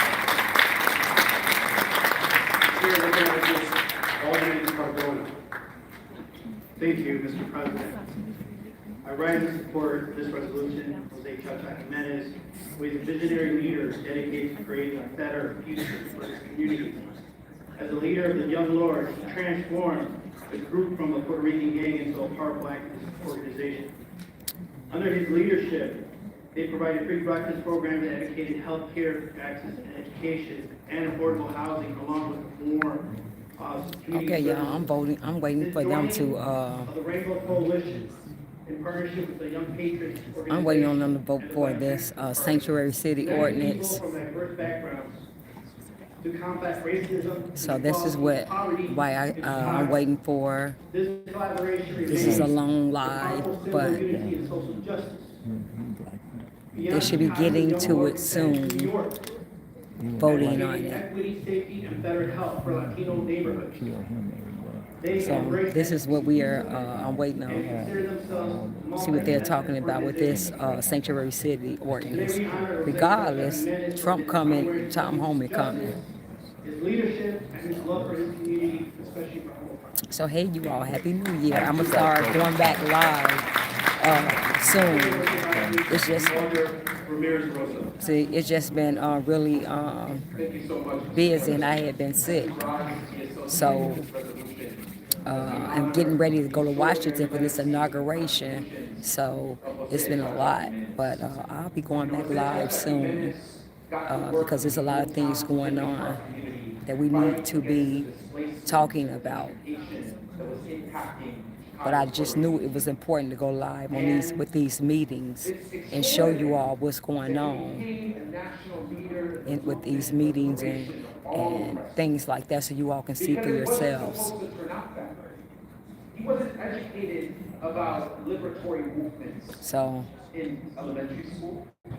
so there right now, look at them there. Everything around him told him that he was less. So I guess after this, they'll be voting on if they're going to allow ICE to come in and get the criminals. Even though ICE coming in anyway, y'all. ICE is coming in anyway. Tom Homan is coming in anyway. But they're voting to change the ordinance of the sanctuary cities to allow ICE, because right now we don't. Yeah, he shouldn't be talking. Let me show him. Hold on. He shouldn't even be able to talk. Stop the sanctuary city vote the first time. He shouldn't even be able to Yeah, talk. he the one stopped the sanctuary city vote where the residents can have the vote. He the one who pushed Emma Mitz. and stop Tyler Farrell, and stop Alderman Lee, and stop Cadona. It wasn't just Emma Mix. They keep saying that Emma Mix stuff to water down what the harm he actually did by getting everybody riled up about. He judged the black woman. He judged the black woman. You need to pay attention to what he did. What he did was stop the city. Stop the city. Sanctuary city. So you see, you hear what Ms. Jackson said. He stopped the city. This foreigner, this person who was not even born here. Well, he was born, but that's not from here. Immigrant was able to come to America, come to Chicago, get in office, and then stop the citizens from having a vote on what they wanted to do with their city.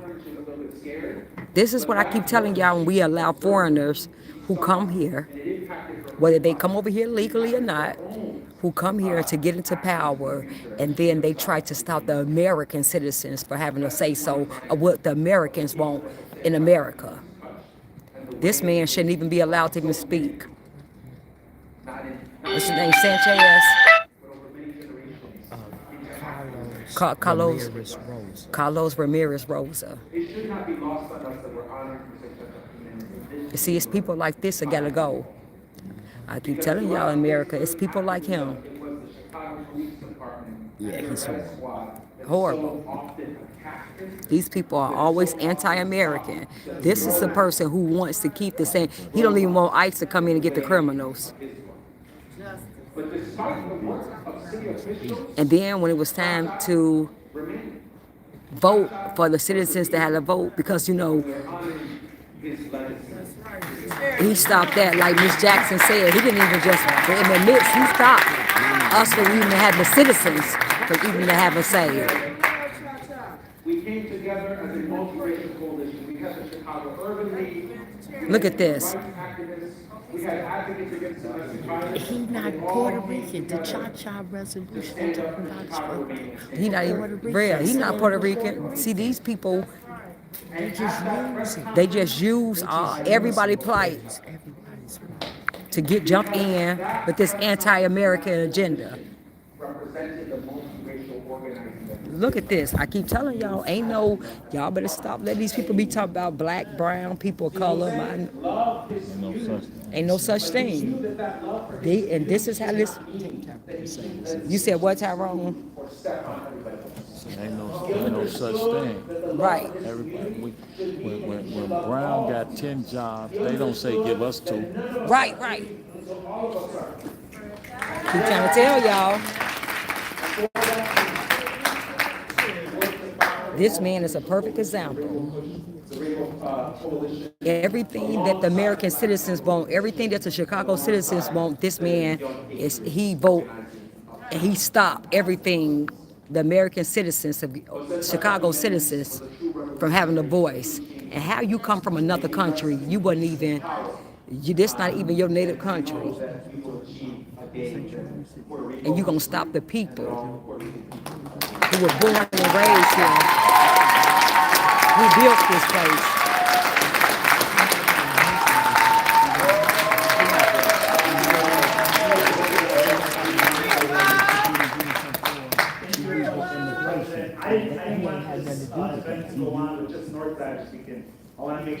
This another one, y'all. This another one. Hispanic KKK. This another one of the Hispanic KKK. That's Chucky. That's Chucky. My family, part of my family originates from Aguadilla. These are all the people that stole this illegal money. That stole these illegals.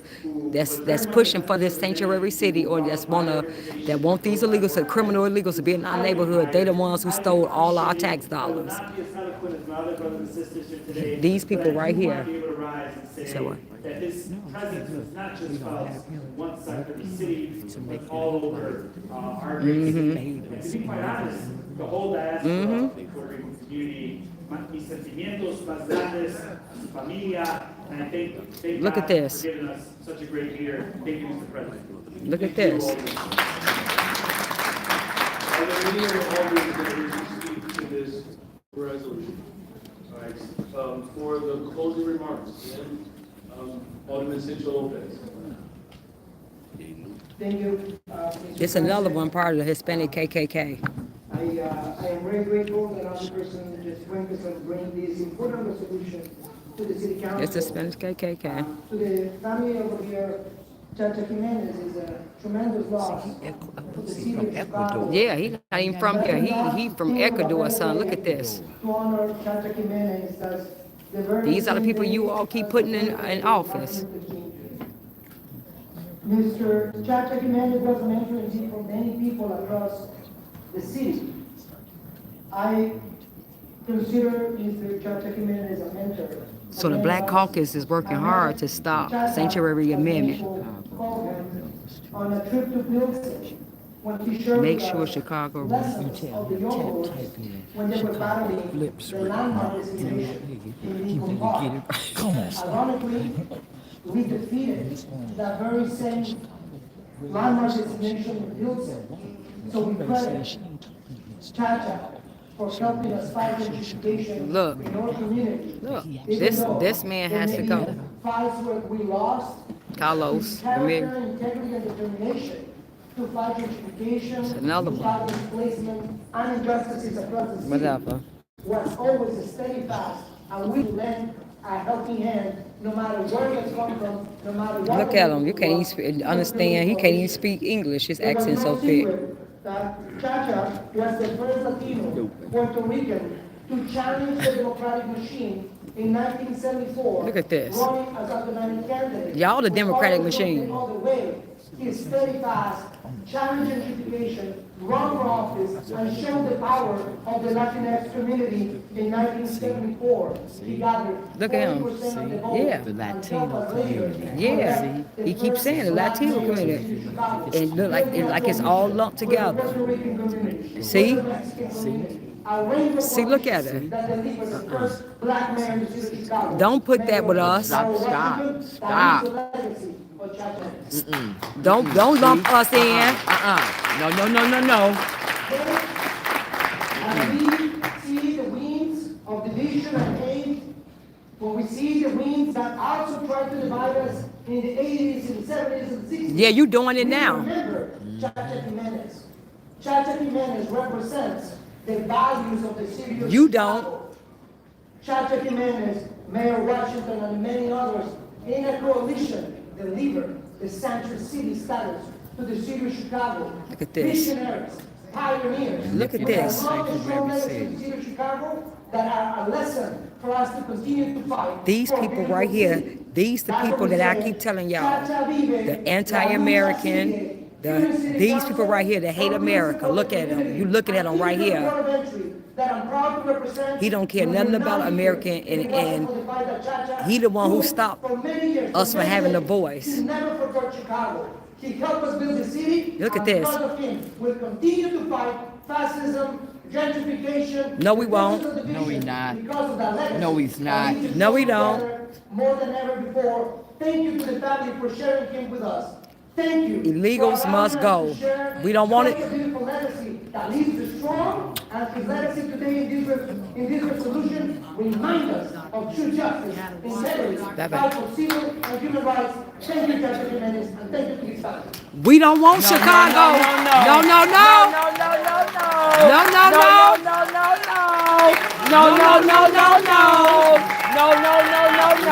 That's a manipulation. Come on, they're trying to do sanctuary city. That ain't had nothing to do with him. I do want to honor the families that is here again today. Thank you to Daisy Rodriguez, Melissa Jimenez. They manipulate, they steal.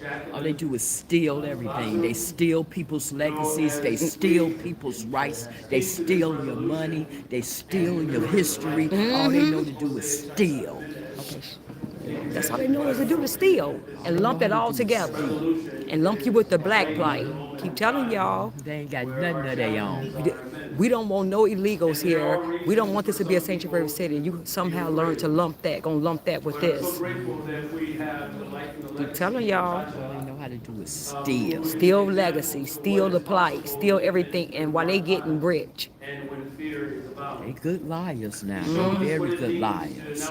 You see how they be out there begging with their kids like they broke? Kind games. Liars. To ensure that And they bringing that spirit to America. That's it. That's right. They bringing that lying spirit to America. Street game to a powerful political operation. Social, political. What is this? What is he talking about?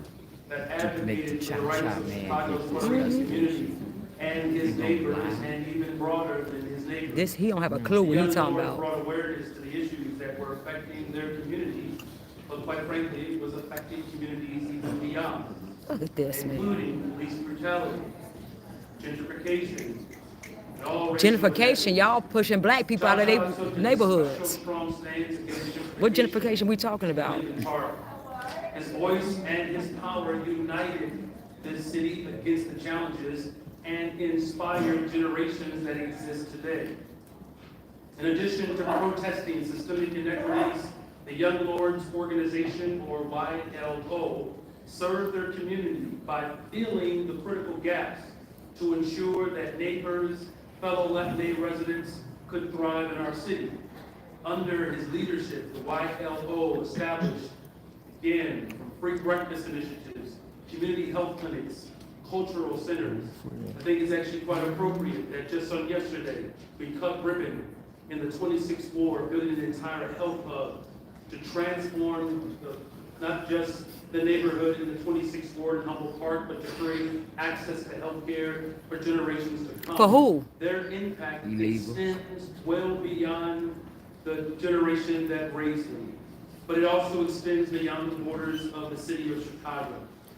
His run for alder that opened up the opportunity for Mayor Harold Washington to run for mayor demonstrated the power of black and brown and white, Asian, young, old, rich, poor, a movement that is still Harold Washington was gonna be mayor anyway. We didn't need no black brothers. That progressive, dynamic, broad coalition still You see this garbage? is to be met by the life and legacy. See that garbage? We didn't need no.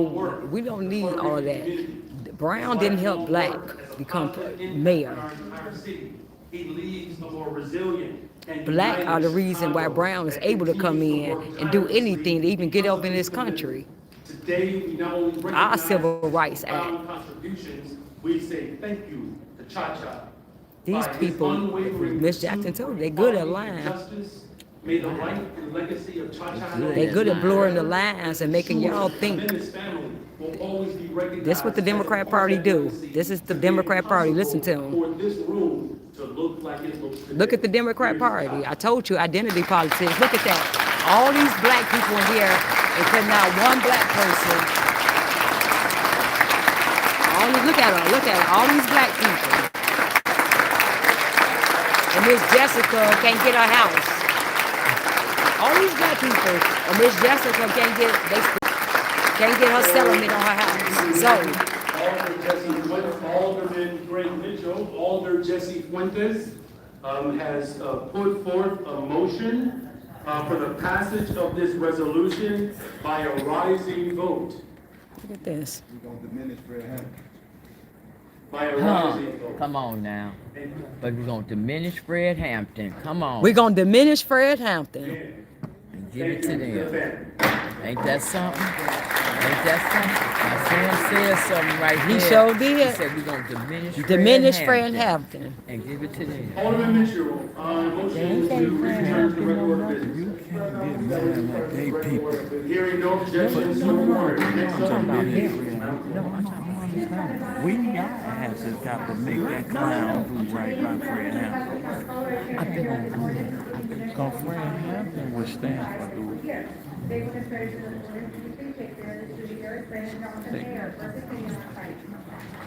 gentlemen, President President Congress Campus gives an ordinance authorizing the issuance of general obligation bonds for financial publishers for Today, we consider an ordinance to during the year and the mayor. Junior should be doing. Ladies and gentlemen, the President Standing Policy and Transfer an ordinance authorizing the right transfer of TIF funds to Black man. the House for pilot project. Favorable consideration of ordinance will be placed for consideration for adoption and for communication to urge the city on file. Ladies and gentlemen, request the Commission of Housing and Transportation with an ordinance authorizing the city fund the acquisition of rehabilitation of property located at 2508 down 2538 West 21st Street. Favorable consideration of ordinance to be placed for years range off the mayor for the city on file. Ladies and gentlemen, request the Commissioner of Planning and Development and Transportation with ordinance amending the workforce development program proposing various changes. Yeah, it's a lot of filibustering here. Exactly. Ladies and gentlemen, the President Body Director transmit here with the prime 19 Table of Parents is going to be appreciated for this year's mayor for the committee on budget development operations. Ladies and gentlemen, the President Commissioner of Planning and Development, I transmit here with ordinance which authorizing various taxes and compensations for specified properties located in the city. The rate of effective is going to be appreciated for this year being Johnson, mayor for the city of economic, health, and technology development. Ladies and gentlemen, the request the Commissioner of Housing and Transportation ordinances authorizing the execution of major redevelopment agreements to expand existing city lots for working families prior. Your favorable consideration of ordinances will be appreciated for your years, Brandon Johnson, Mayor, Perfectly and Housing and Transportation. Ladies and gentlemen, the request the Commissioner of Planning and Development and Transportation ordinances authorizing the sale of property. Your favorable consideration of ordinances will be appreciated for your years, Brandon Johnson, Mayor, Perfectly and Housing and Real Estate. Ladies and gentlemen, the request of Commissioner of Planning and Development, I transmit for this ordinance authorizing the acquisition of property located at 5th Street, 59th Street, in support of the Inglewood Nature Trail project. The favorable consideration for ordinance to be appreciated here to the year of Johnson, Mayor, for the senior housing and real estate. Ladies and gentlemen, the request of Commissioner of Planning and Development, I transmit for this ordinance authorizing the execution of pedestrian access easement agreement on key property located at 6025 South Road. The favorable consideration of ordinance to be appreciated here to the year of Johnson, Mayor, for the senior housing and real estate. Ladies and gentlemen, the request of Commissioner of Development, request of Commissioner of Fire, Department of Fire, and granting your written ordinance and the municipal code authorize the fire department to accept grants of personal property. Your favorable consideration of this ordinance to be appreciated here to the year of Johnson, Mayor, for the senior housing fire. Ladies and gentlemen, I'm appointing. Look at this clown right here. Look at this clown right here. Yeah, this clown. We can't wait to get him out of the office. Look at him.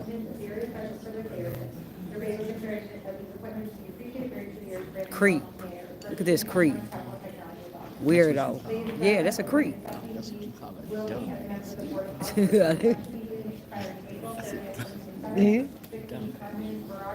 Right there.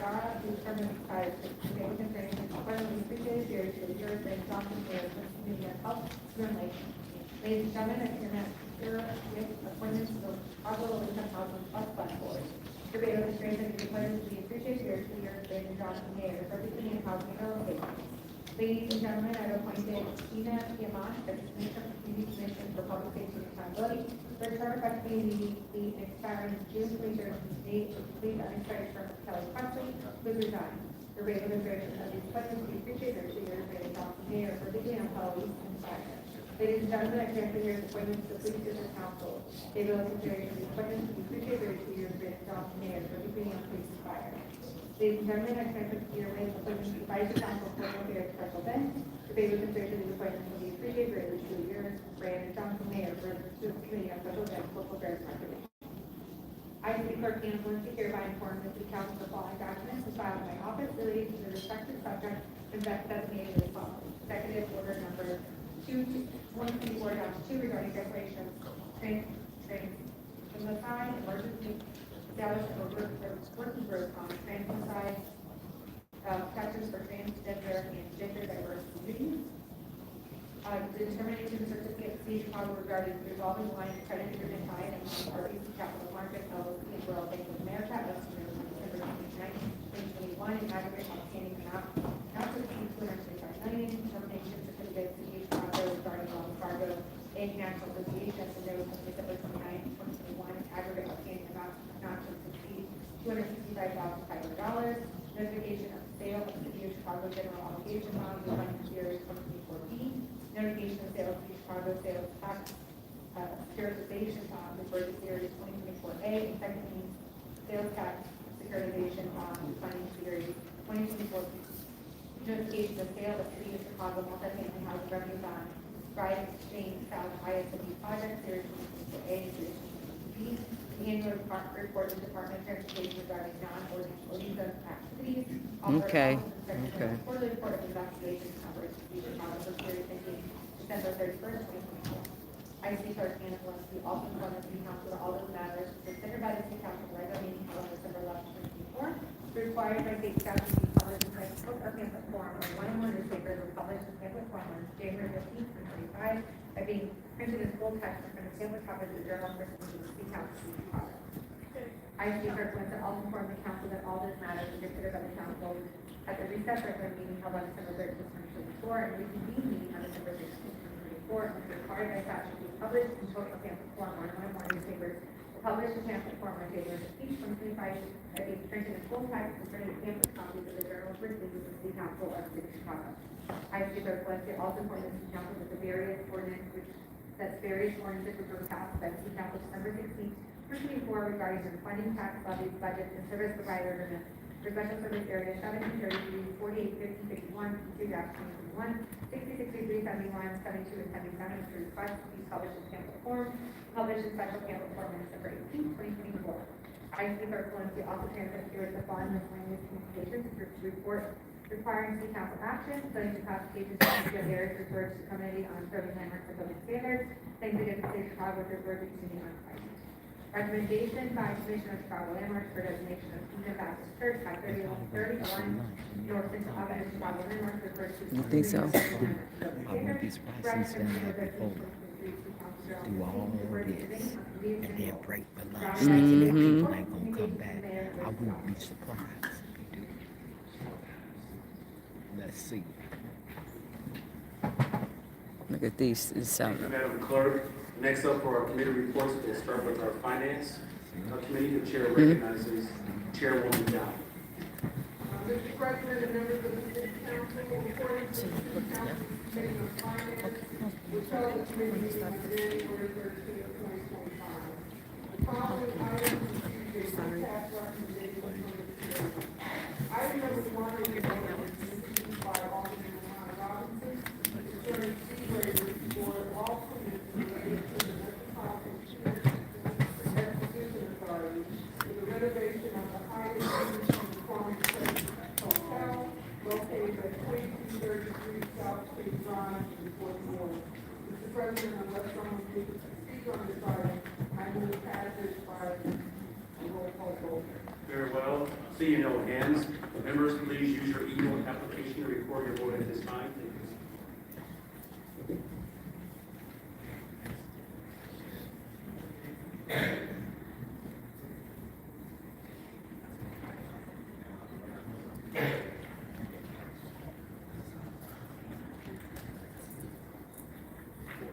This. Look at this. You know he. He wanted to pull his name so bad he could die. What did he say? What did he say? That's crazy. He wanted to be picked for Famous Friday so bad he could pass out. He wants to be picked. He wants to be. Why you say that? Hey, because every time he see me, he bring it up. Well, he bring it up. He wants to be picked so bad he about to pass out. I told him to tell me in there Friday we'll drop the link if he got something he wants to say. Oh, you said you'll drop the link? Yeah. The link. If you want to say something, bring that up. On there Friday. Yeah, bring it on that Friday. It's in meetings tomorrow. We'll remind him tomorrow.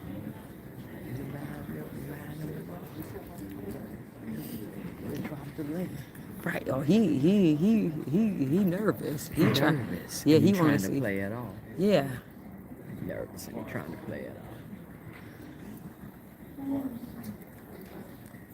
It's a fee waiver for penalty related to. I will now call those who have not used the e-device for a voice vote. Alderman Lasada. Expansion authority. Not President renovation. Chambers. Alderman Robinson. Corner Not President Chambers. Okay. Alderwoman Rodriguez Sanchez. Aye. This is they voting on y'all right here. Alderwoman Hadden. Not President Chambers. All those who voted who wish. Okay. We'll now close the vote. Oh, wait. Alderman Lasada? Musada is a aye. So this, they voting on. Let's see who voted. Haddon is a aye. Is that it? Nick? Any other alders out there? Oh, Alderman Robinson? Aye. Alderman Robinson is a aye. Okay, that should be it. And the vote is closed. So Robinson didn't vote. I don't know why Robinson didn't vote. Thank you. There are 50 yeas, 0 nays. This matter is passed. Alderman Mitchell, on the motion to reconsider. Motion to reconsider. All those in favor of the reconsideration of the vote signify by saying aye. Any opposed, say no. The motion fails. Chair recognizes Chairwoman Dow. Thank you, Mr. President. Item number 2 is the ordinance approving amendment number 1 to the redevelopment plan to the Diversity/Chicago River Tax Increment and Financing Redevelopment Project and Plan to provide for the redevelopment of the expanded area in the 32nd Ward. I move passage of this item by the first most favorable roll call vote of the Committee on Finance and the associated unsuccessful motion to reconsider, with the exception of Alderman Taylor, who wishes to be reported as voting no on this matter. Hearing no other objections, so ordered. Item number 3 is an ordinance concerning the designation of the expanded Diversity/Chicago River Tax Increment and Financing Redevelopment Project area in the 32nd Ward. I move passage of this item by the same motion, with the exception of Alderman Taylor, who wishes to be recorded as voting no on this matter. Hearing no further objections, so ordered. Item number 4 is an ordinance concerning the adoption of the tax increment allocation financing plan for amendment number 1 to the redevelopment plan for the expanded Diversity/Chicago River Tax Increment Financing Redevelopment Project area in the 32nd Ward. I move passage of this item by the same vote, with the exception of Alderman Taylor, which is reported as voting no on this matter. Hearing no other objections, so ordered.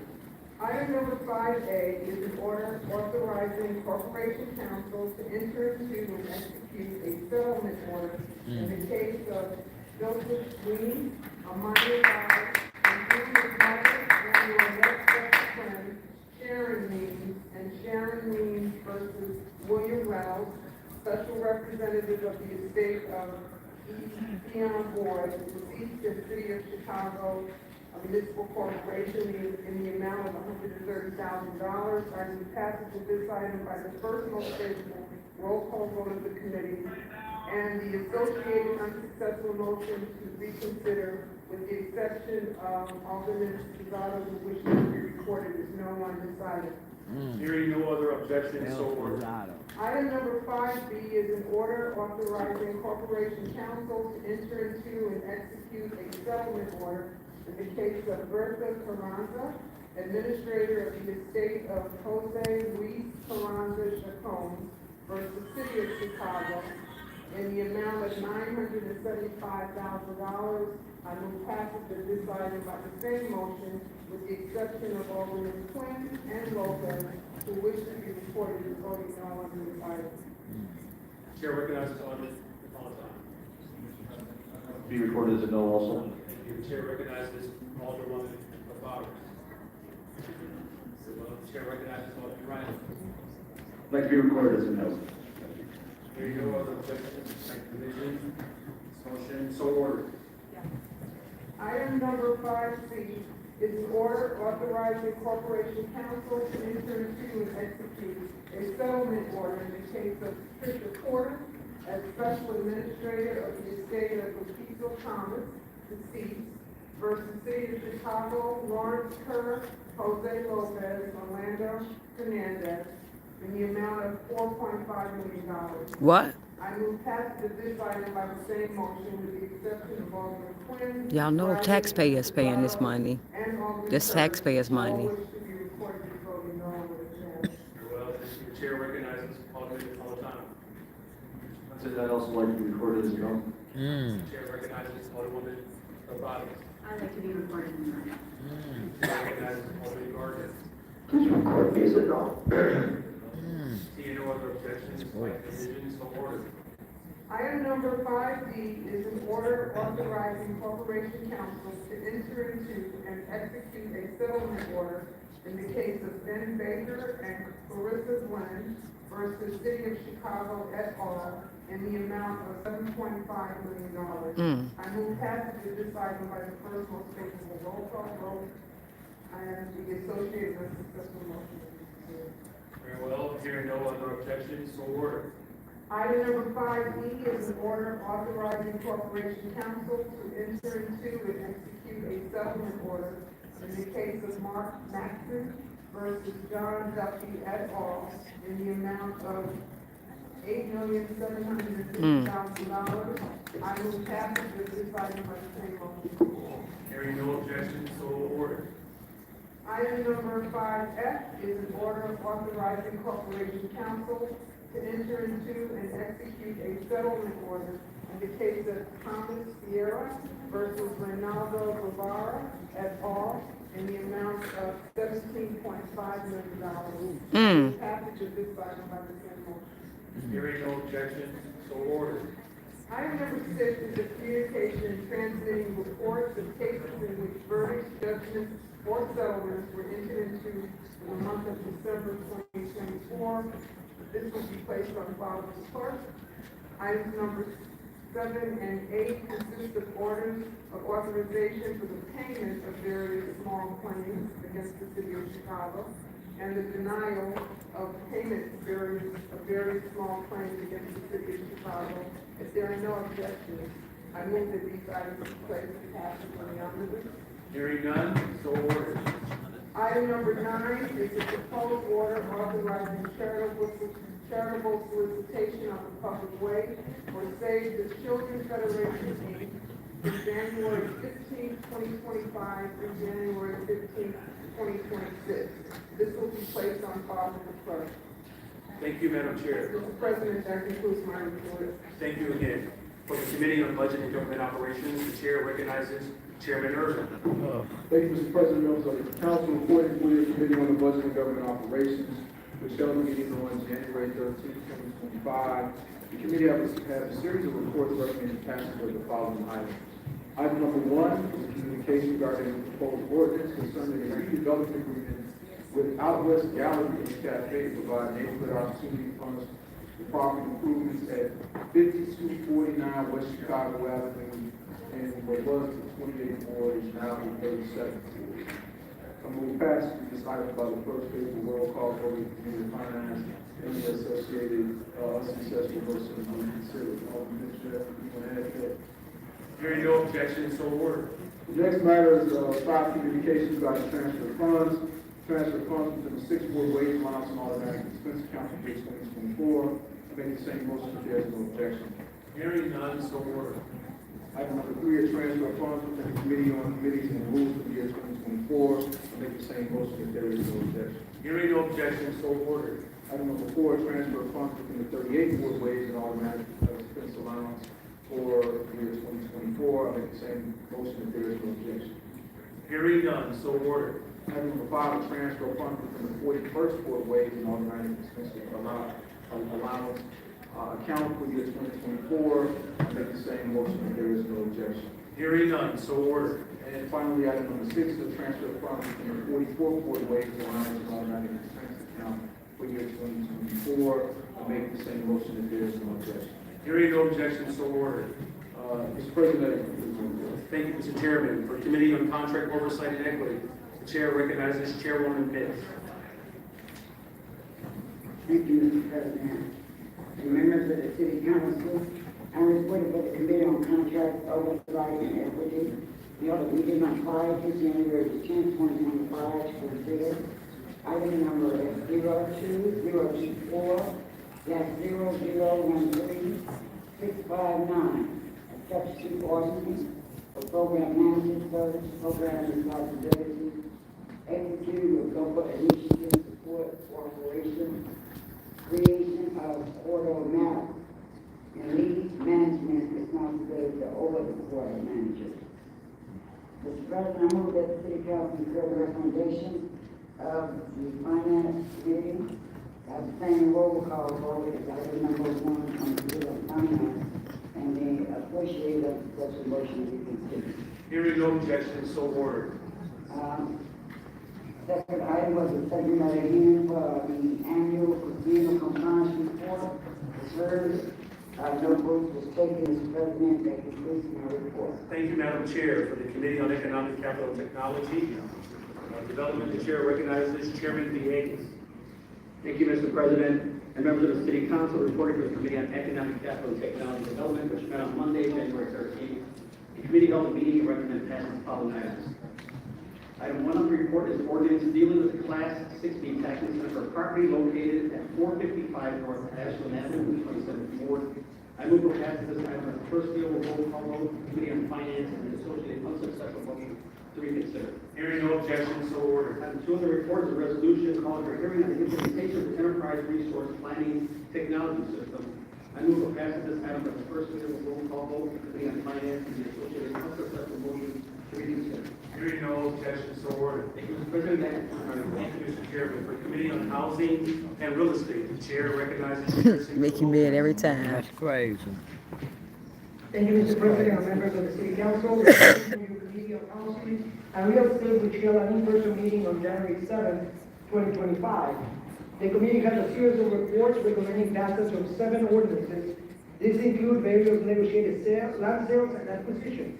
The first item is from the Department of Fleet and Facility Management.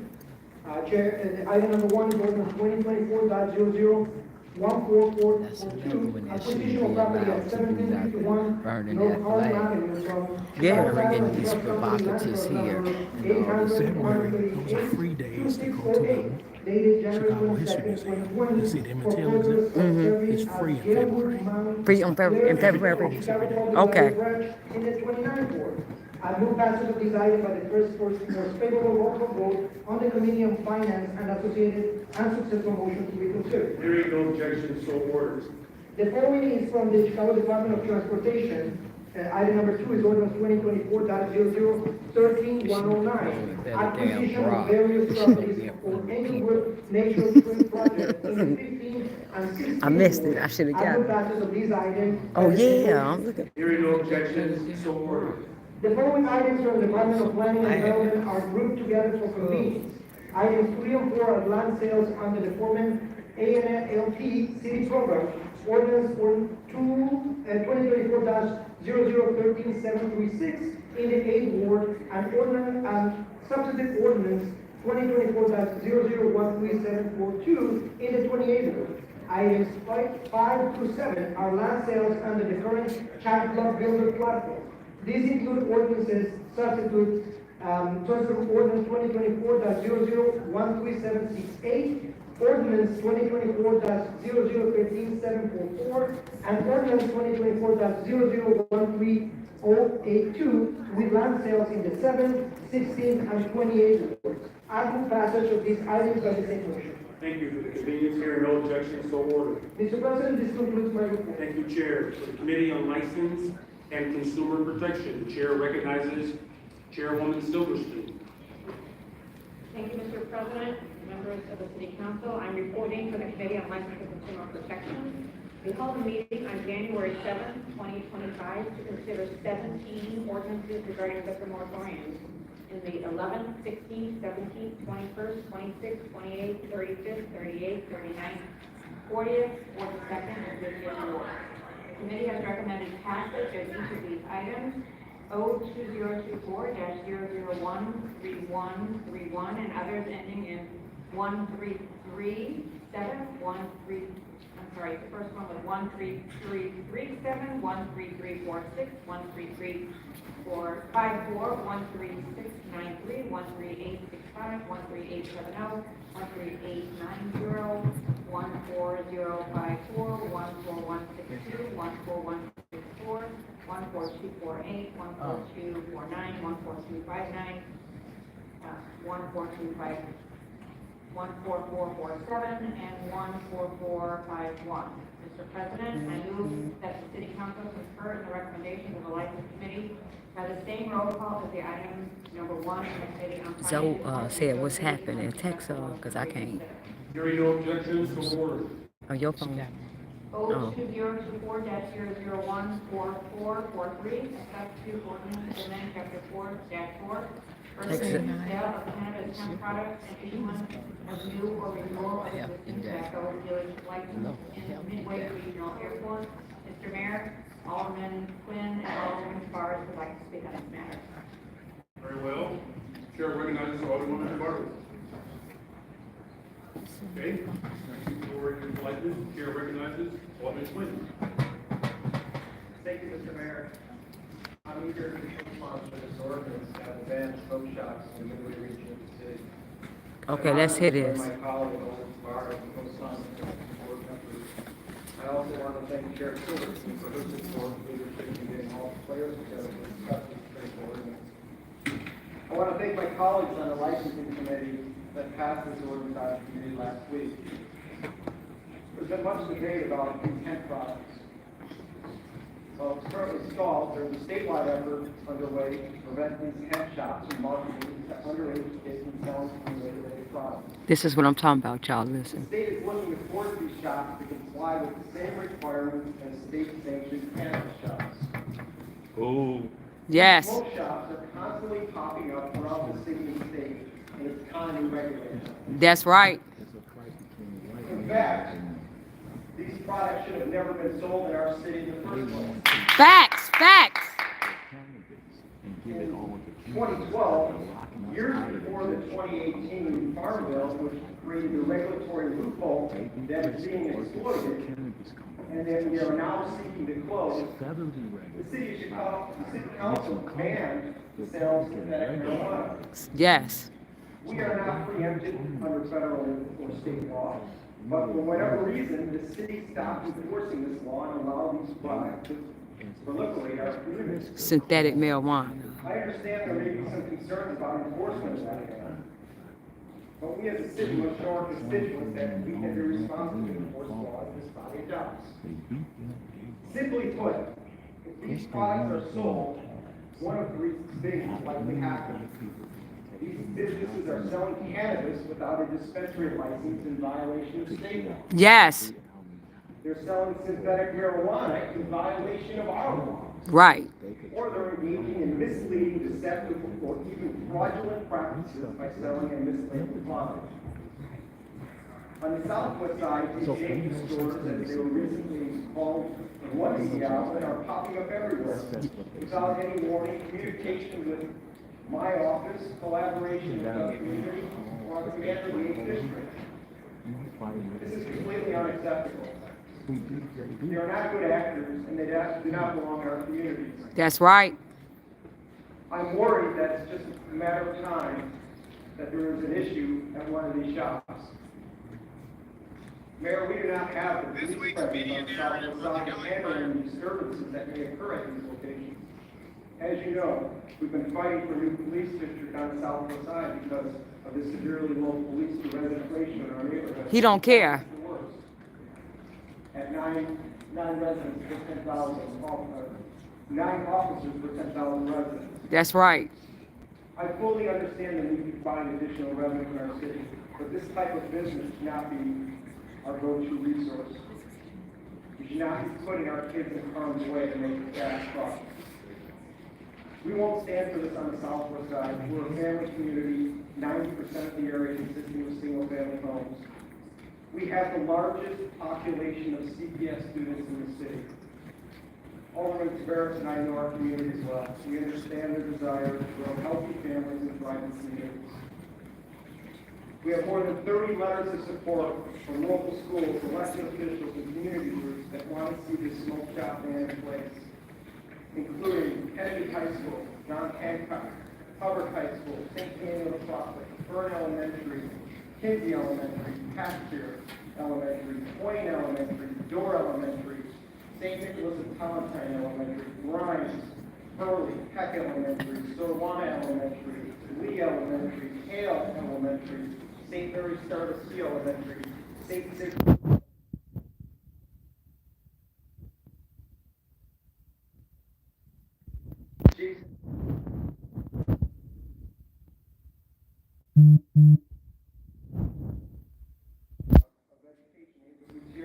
Our community organization, the Garfield Ridge Neighborhood Watch, Cap Street 822, the Midway Chamber of Commerce, Bitter Park Civic League, the Latino Organization of the Southwest, the 8th District Court Advocacy Chairperson Barbara Ziegler, CAPSB 812, the United Business Association of Midway, the West Lawn Neighborhood Watch, the Clearing Night Force.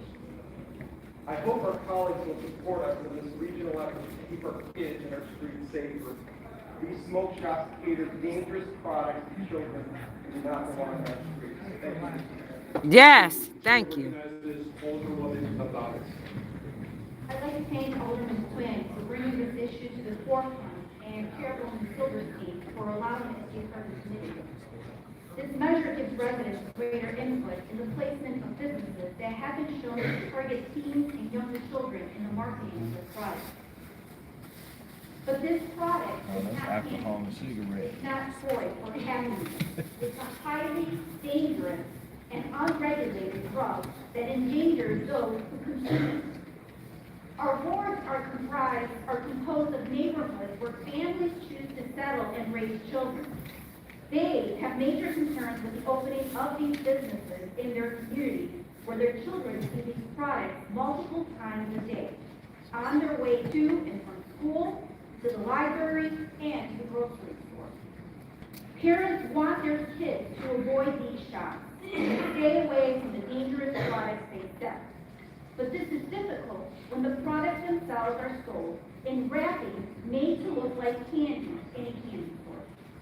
This measure will help to ensure our children in our wards are kept safe from these dangerous and unregulated products and help to save lives. Thank you. Very well, thank you very much. The chair recognizes Chairwoman Silverstein. Thank you, Mr. President. I move passage of this item by the same motion if there's no objection. Hearing none, so ordered. O2024-0014040, a section 2 ordinance to disallow additional late hour liquor licenses in the 26th ward. I move passage of this item by the same motion if there is no objection. Hearing none, so ordered. O2024-0013694 regarding peddling in the 21st ward. I move passage of this item by the same motion if there is no objection. Hearing none, so ordered. O2024-0012863. Did you text Zoe? Okay. Mr. President, this concludes my report. Thank you, Madam Chair. Committee on Pedestrian and Traffic Safety. The chair recognizes Chair LaSpot.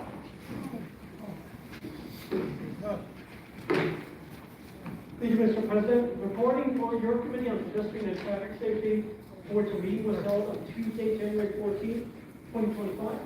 The committee held a subject matter hearing with Chicago Department of Transportation on the 2014 report pursuant to Section 9 and 1.6 of the Municipal Code and the yearly update of street sweeps pursuant to Section 10-14 of the Municipal Code. No votes were taken on these items. Before the committee, there were also 96 new street traffic items, all of which passed.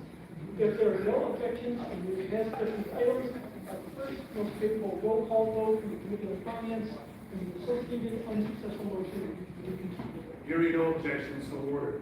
That concludes my report. Thank you. Thank you, Chair. The Committee on Police and Fire. The chair recognizes Chairman Collateral. Thank you, Mr. President. And members of the City Council, reporting to the Committee on Police and Fire, which meeting was held on January 14, 2025. The committee recommends the passage of the following actions. Item number 1 is the reappointment of Stephen Block as a member of the Police Board. Item number 2, the appointment of Marlette Porter as a member of the Police Board. Item number 3 is the appointment of Cynthia Velasquez as a member of the Police Board. Item number 4 was the appointment of Kyla Hall as a member of the Police Board. Mr. President, if there are no objections, I move the passage of these items by the first most favorable roll call vote in the Committee on Finance and the Associated Unsuccessful Motion. Hearing no objections, so ordered. Thank you, Mr. Chair. The Committee on Public Safety. The chair recognizes Chairman Hopkins. Thank you, Mr. President. Pardon me, just a second. Yes, the chair recognizes Alderwoman Silverstein. Yes, I'm sorry. We just realized that there was one ordinance in the license committee that was omitted, and that is 142. Leave from the body to return to 2 previous committees ago to make sure that we complete all the items. Please continue. An additional liquor moratorium, 02024-14260. I move that the city concur in the same recommendation of the license committee by the same roll call as Madam Chair, can you read that item number? The last numbers are 14260.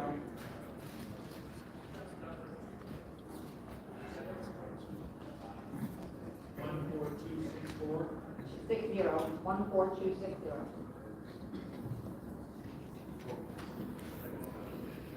One, 4260. Yes. Yes, and the motion is for the passage of that item. Yes. Most favorable roll call, the associated failed attempt for the motion to reconsider. Hearing no objections, so ordered. Thank you so much. You're welcome. The chair returns back to Chair Hopkins for the Committee on Public Safety. Yes, thank you, Mr. President. Reporting for your Committee on Public Safety, which held a meeting on January 15, 2025. The committee recommends passage of the following items. The October 24 Rule of 45 report. In addition, resolution number 14213, adoption of the Cook County Multi-Jurisdictional Hazard Mitigation Plan and associated city annex for the 2024-2029 planning cycle to maintain continued eligibility for federal grant funding through the FEMA mitigation practices program.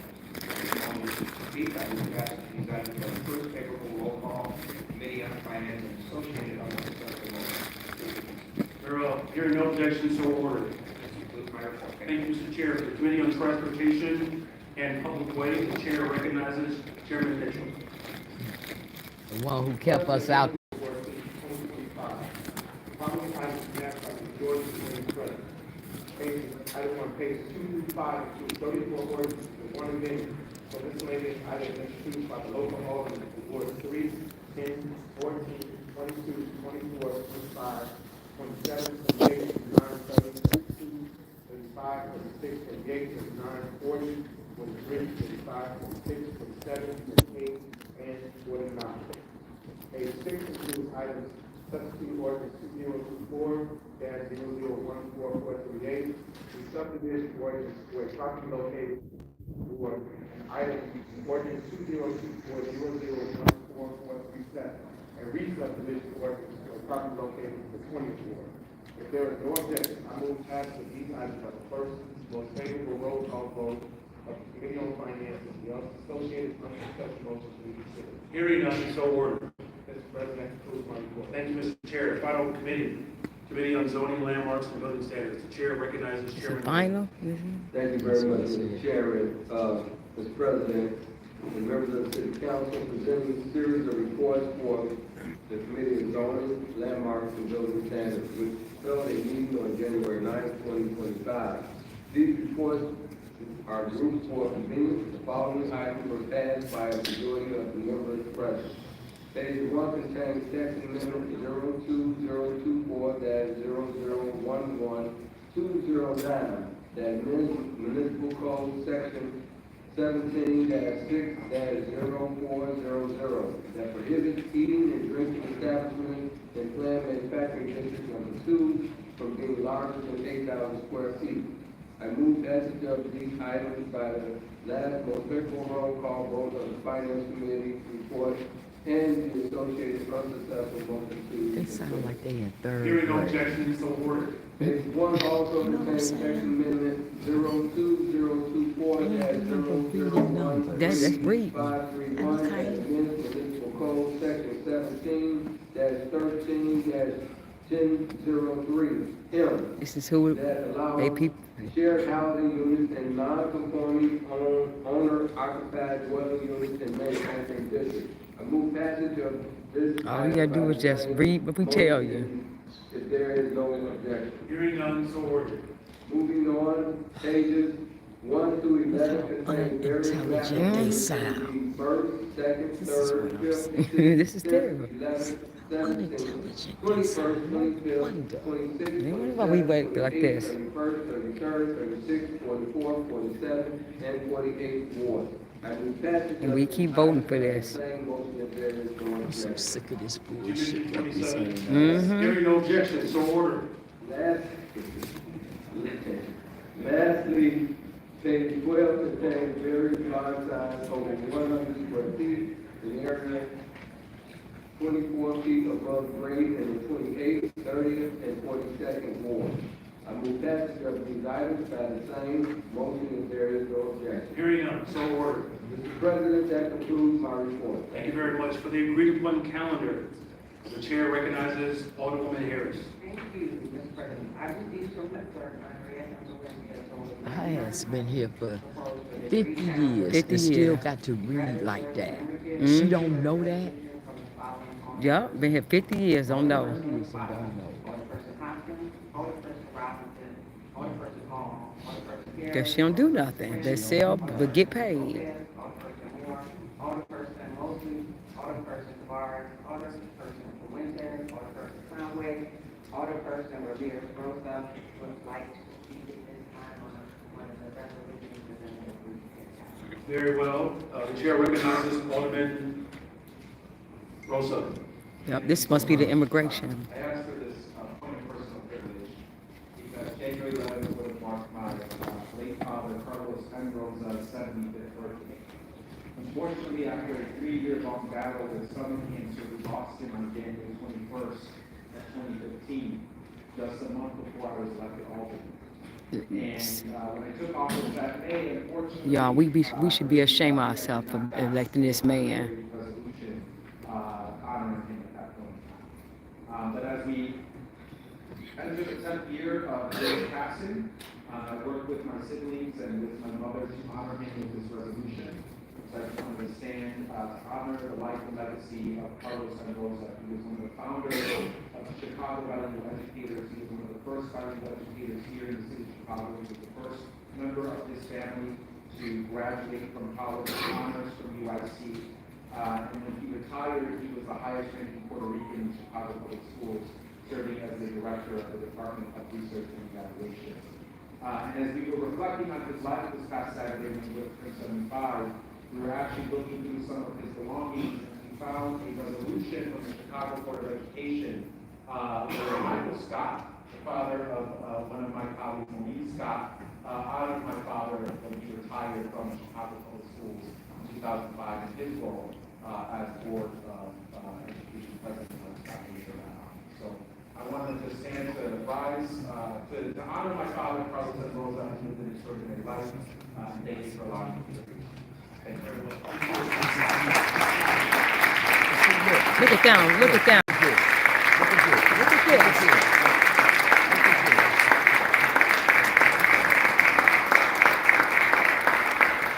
The chair recognizes Alderwoman Harris. Mr. President, Alderperson Moore would like to Very well. The chair recognizes Alderman Moore. Mr. President, I would appreciate Look at this. First of all, I want to thank you for January 4th recognizing it as Derrick Rose Day in Chicago. Look at this. What?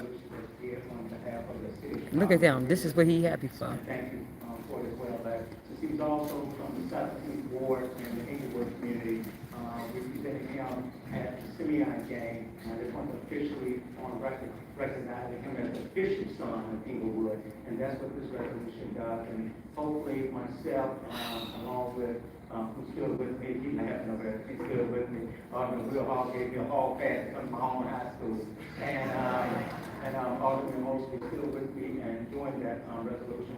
But we're hoping and we'll be working as we find out that day that the rules will be retired, he's retired in Jersey, that we then and hopefully bring him before the entire city council this year. So that's what we'll be Look working. at him. Look how happy he got. Look how happy he is about that. Yup. Look at him. Derrick Rose ain't got nothing to do with neither one of y'all. Thank you. You see that? This is horrible. You see that? You see that? Mm-hmm. Look how happy he got to do that. About some Derrick Rose. Very well. Hearing no objections, so ordered. Thank you, Alderwoman Harris. Now for due business. The clerk will call the awards beginning with the 50th ward.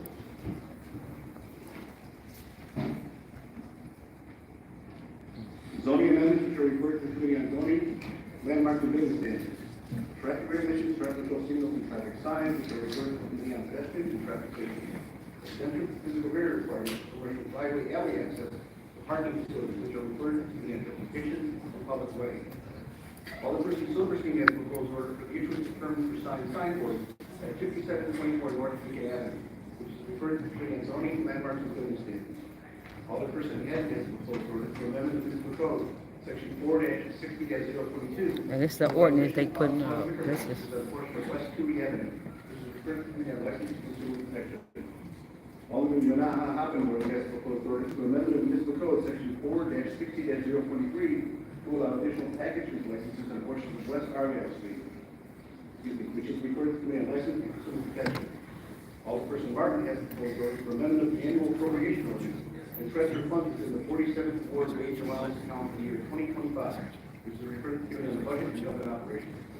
Alderperson Martin also has proposed ordinance for amendment of municipal code, section 4-60-022, to disallow additional alcohol liquor licenses on a portion of North Bay Manor, which is referred to the Committee on License and Consumer Protection. Alderperson Martin and Scott have proposed resolution for amendment of members of the Committee on Ethics and Government Oversight for the years 2023 through 2027 by removing Alderperson Scott as a member, which is referred to the Committee on Committees and Rules. Alderperson Martin has proposed an order for the issuance of permits for signboards at 2415 West Montrose Avenue, which is referred to the Committee on Zoning, Landmarks, and Building Standards. Alderperson Martin also has proposed a resolution to call for hearings on alternative response modeling for parking violations, which is referred to the Committee on Public Safety.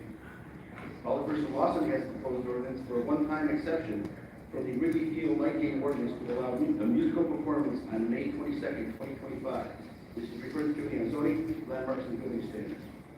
Alderperson Riley has proposed ordinance for amendment of municipal code, section 4-4-331, by prohibiting sale, barter, or exchange of cannabinoid and hemp products within defined downtown area, which is referred to the Committee on License and Consumer Protection. Two committees have been called, the Committee on License and the Committee on Rules. The matter is referred to the Committee on Committees and Rules. Alderperson Riley also has proposed ordinance for amendment of the municipal code, section 2-8-080, requiring Chicago Transit Authority President or Executive Director nominees to provide testimony before the Committee on Transportation and Public Way 15 days prior to appointment. This is referred to the Committee on Transportation and Public Way. Alderperson Riley also has proposed ordinance for amendment of the annual appropriation ordinance and transfer funds within the 42nd Ward wage allowance account for the year 2025, which is referred to the Committee on the Budget and Government Operations. Alderperson Riley also has proposed ordinance for amendment of the municipal code, section 4, by modifying section 4-4-331 that prohibit cannabinoid hemp products within city, and section 4-64-515 that prohibit issuance of new retail tobacco dealer licenses within Midway residential area, which is referred to the Committee on License and Consumer Protection. The committee is called the Committee on License and the Committee on Rules. The matter is referred to the Committee on Committees and Rules.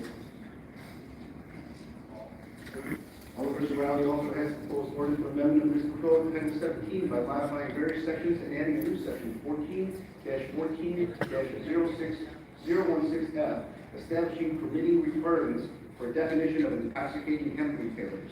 This is referred to the Committee on Zoning, Landmarks, and Building Standards. The committees having been called, the Committee on Zoning, Landmarks, and Building Standards, and the Committee on Committees and Rules. The matter is referred to the Committee on Committees and Rules. Alderperson Napolitano has proposed ordinance for honorary street designation as Allen J. Barrett Way, which is referred to the Committee on Transportation and Public Way. Alderperson Vasquez has proposed ordinance for amendment of the annual appropriation ordinance to transfer funds within the Committee on Immigrant and Refugee Rights for the year 2025, which is referred to the Committee on Budget and Government Operations. Alderpersons Nugent and Harris have proposed ordinance for amendment of municipal code at section 18-29-603.3.6, requiring trapping of water mains formed only by Department of Water Management or contracted licensed plumbers. This is referred to the Committee on Zoning, Landmarks, and Building Standards.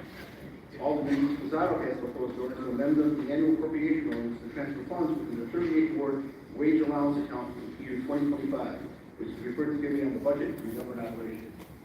Alderperson Villegas has proposed ordinance for amendment of municipal code, chapter 2-25, by adding new Article 3, establishing Chicago Center for Business Ownership Succession and Employee Ownership, which is referred to the Committee on Economic Capital and Technology Development. Alderpersons Villegas, Vasquez, and Haddon have proposed ordinance authorizing the creation of the Chicago Social Housing Corporation to enhance affordable housing options in the city of Chicago, which is referred to the Committee on Finance. The committees have been called the Committee on Finance and the Committee on Housing. The matter is referred to the Committee on Committees and Rules. Alderman Villegas has a proposed ordinance to support the Class 7B tax incentive for the property at 777 West Chicago Avenue. The Valley Chicago Operating Company LLC, GLP Capital LP, project site owners, which is referred to the Committee on Economic, Capital, and Technology Development. Two committees have been called, the Committee on Economic, Capital Development, and the Committee on Finance. The matter is referred to the Committee on Committees and Rules. Alderman Villegas also has proposed ordinance for expansion of Enterprise Zone 4, which is referred to the Committee on Finance. And a proposed resolution to call for the Chicago-based companies to maintain, promote, and strengthen diversity, equity, and inclusion programs, which is referred to the Committee on Contract and Oversight. Alderperson Rivera-Scruggs has proposed ordinance for amendment of municipal code sections 4-60-022 and 4-60-023 to disallow additional alcoholic liquor and package licenses on portions of North Milwaukee Avenue, referred to the Committee on License and Consumer Protection. Alderperson Conway has proposed ordinance for amendment of municipal code chapter 2-4 by adding a new section 2-4-130 entitled Appointments to Sister Agencies requiring city council approval, which is referred to the Committee on Budget and Government Operations. Alderperson Wagsback has proposed orders for the issuance of permits for sign signboards at 2642 North Jones Street, which are referred to the Committee on Zoning, Landmarks, and Building Standards. Alderperson Wagsback and Alderperson Silverstein have proposed ordinance for amendment of municipal code section 2-156-080 prohibiting mayor and executive officials from serving as employee or contractor of any city agency, sister agency, which is referred to the Committee on Ethics and Government Oversight. Committees have been called Committee on Ethics and the Committee on Rules. The matter is referred to the Committee on Committees and Rules. Alderman Fierro has proposed ordinance for the annual appropriation ordinance, amendment of the annual appropriation ordinance, and transfer funding from the 29th Ward wage allowance automatic expense account for the year 2025, which is referred to the Committee on Budget and Government Operations. Alderperson Irvin has proposed ordinance for amendment of municipal code, section 4-60-022 and 4-60-023 to disallow additional alcoholic liquor and package licenses on portions of South Oakville Avenue. This is referred to the Committee on License and Consumer Protection. Alderperson Burnett has proposed orders for the issuance of permits for signboards at various locations, which are referred to the Committee on Zoning, Landmarks, and Building Standards. Alderman Fuentes has proposed orders for amendment of the annual appropriation orders to transfer funds to the 26th Ward wage allowance account for the year 2025, which is referred to the Committee on Budget and Government Operations. Alderperson Mosley has proposed orders for amendment of municipal code Title 5 by adding a new chapter 5-45, prohibition of leasing licensing to another tenant for operation of grocery, pharmacy, or drugstore, which is referred to the Committee on Housing and Real Estate. Alderperson Lee has proposed order for the issuance of permits for signboards at 320 West 35th Street, which is referred to the Committee on Zoning, Landmarks, and Building Standards. Alderperson Peel has proposed ordinance for amendment of the annual appropriation ordinance to transfer funds within the 9th Ward automatic expense wage allowance account for the year 2024. This is referred to the Committee on the Budget and Government Operations. Alderperson Peel and others have proposed a resolution to call for hearings to investigate the impacts of the recent credit downgrade to the city's finances and borrowing costs, which is referred to the Committee on Finance. Alderperson Peel also has proposed ordinance for amendment of municipal code section 4-4-331 to prohibit cannabinoid hemp products within Pullman-Roseland area, which is referred to the Committee on License and Consumer Protection. Two committees have been called, the Committee on License and the Committee on Rules. The matter is referred to the Committee on Committees and Rules. Alderperson Espada has proposed order for the use of permits to sign signboards at 2455 West Fullerton Avenue, which is referred to the Committee on Zoning, Landmarks, and Building Standards. This fool trying to starve people out. They know they need to break for lunch. He's trying to starve people out. It's 1:20, and been here since 10 o'clock. You finished? I understand that you finished all of the, very well. The chair recognizes, I think we're missing one. In the meantime, the chair recognizes Alderman Lawson. Thank you, Mr. President. There was one item referred to the 44th Ward. It was referred to the Committee on Development. Something about it, but they ain't such hand. I wanted to You get don't that have correct. nobody go from no 10 to 1:30 with no break to you. So, That's why I want to finish the rules. I think the wrong committee is called. thank you. The clerk will make that correction. Thank you, Mr. President. Error on the clerk's part. It ought to be a rule for that. That you let some people be in here that long. And Also, don't Alderman break Burnett has proposed an ordinance for amendment to the code, chapter 8-16, by adding a new section 8-16-064 regarding cannabinoid hepatitis offenses involving minors. This is the first Committee on Health and Human Relations. The committee's called, the Committee on Health and the Committee on Rules, and there's the first Committee on Rules. Your Honor, that concludes the presentation of automatic introductions. Thank you. Thank you, Mr. Clerk. For the approval of the journal, Alderman Mitchell. The journals, Alderman Mitchell. Mr. President, I'm not aware of any corrections to the journals from the December 11, 2024, and December 13, 2024 meetings. Move that you approve. Hearing no objection, so ordered. For unfinished business, Alderman Mitchell. I'm aware of 2 pieces of unfinished business, both of which are filed by Alderman Spot, and I defer to him. Very well, the chair then recognizes Alderman Espada for the first item. Thank you, Mr. President. While I was today defer on bringing forward item SO 2024-001090, I would ask favorable consideration of SR 2024-001092, which is a call for the establishment of an interagency working group to assess and redesign speeding enforcement structures and practices. I would move passage of this item by a roll call vote. I appreciate everyone's interest in speaking on this matter and would reserve the right to close. Very well, so just for clarification, the first item, the substitute item 02023-001090, to amend the municipal code in section 9-12-070 regarding speed limits. You wish to hold that item for today, very well, but you are wishing for a roll call vote on the second item, which is They want to reduce the speed limit so they can get you for some more tickets. Instead of putting speed bumps to stop people Yeah, from speeding. they want to get more tickets because you know he trying to get the more red light You are cameras. quite generous today. Does anyone wish to speak to the second item? Okay. The chair recognizes Alder Heck. Thank you, Mr. President. I'll keep it brief. Take my time, all right. Colleague from the 19th Ward says I've got all the time in the world. I just want to commend Alderman Espada. I know that a lot of work has gone into this. I'm looking forward to supporting this resolution. This would create a working group to, assess the traffic safety pieces that I think we're all concerned about. I know that my community, the 49th Ward, and a lot of our colleagues in the Progressive Caucus, we're looking forward to moving forward with the full vision zero peace. But I know that the working group is going to help us have some more discussions. And so I appreciate Alderman Espada for continuing his work on this effort.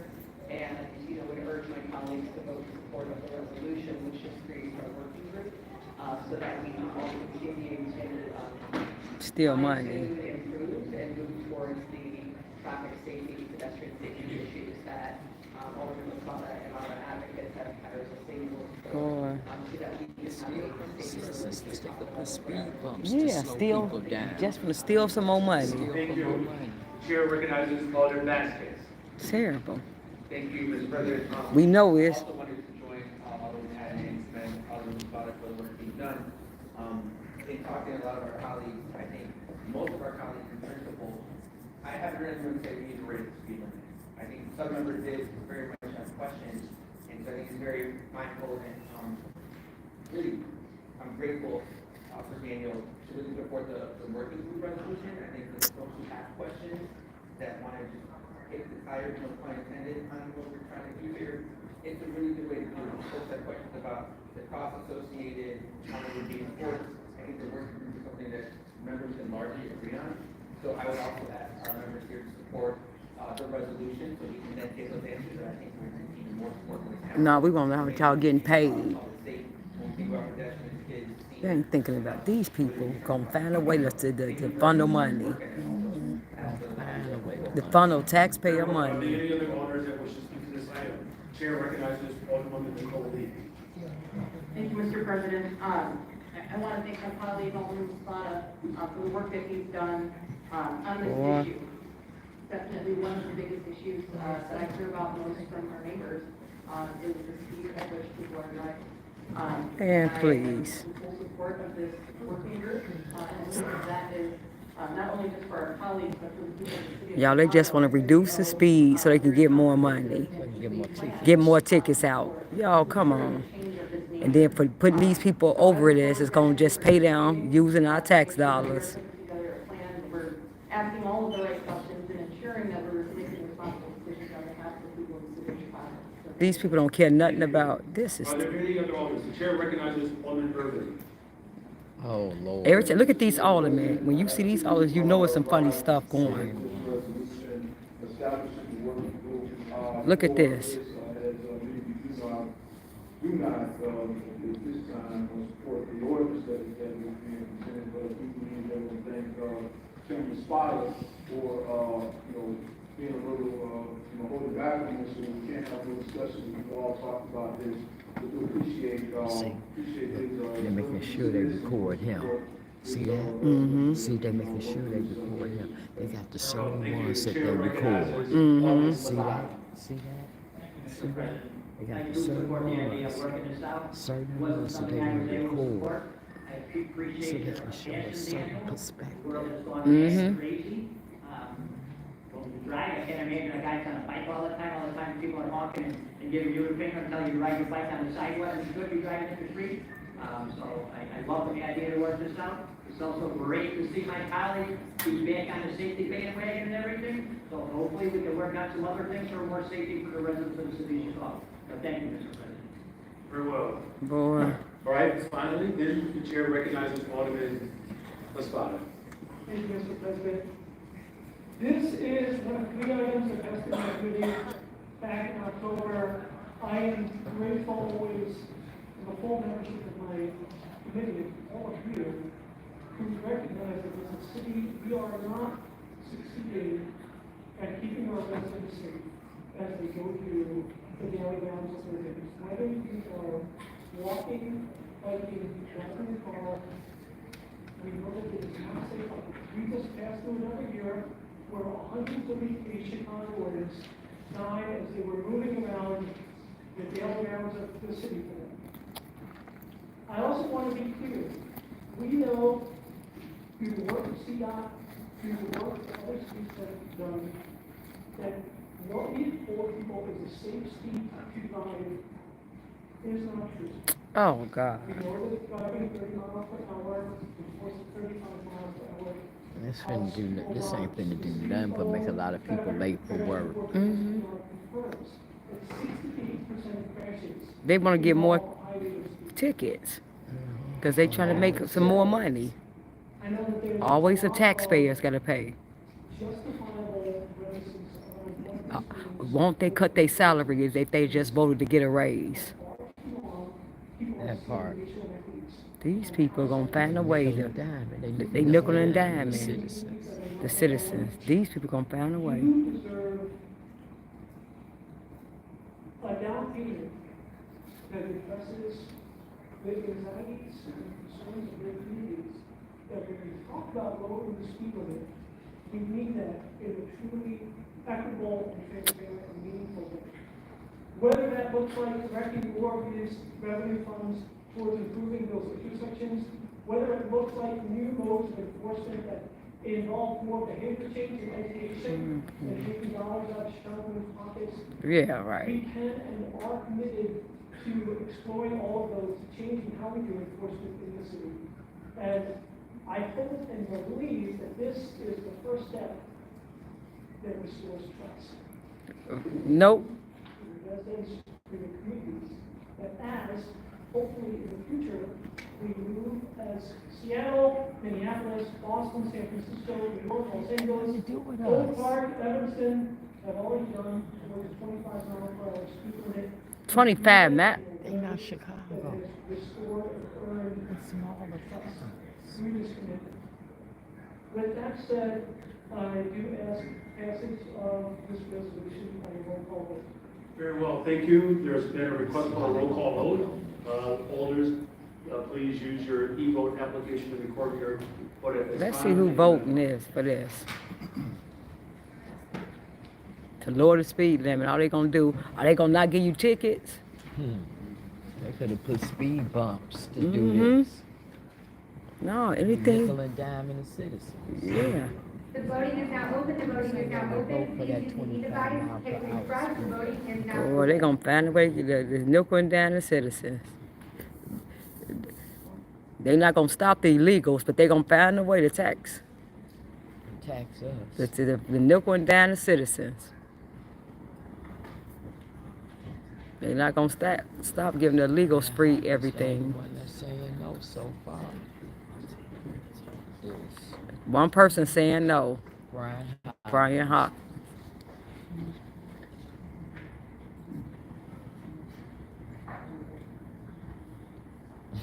That's crazy. Call for establish here you go.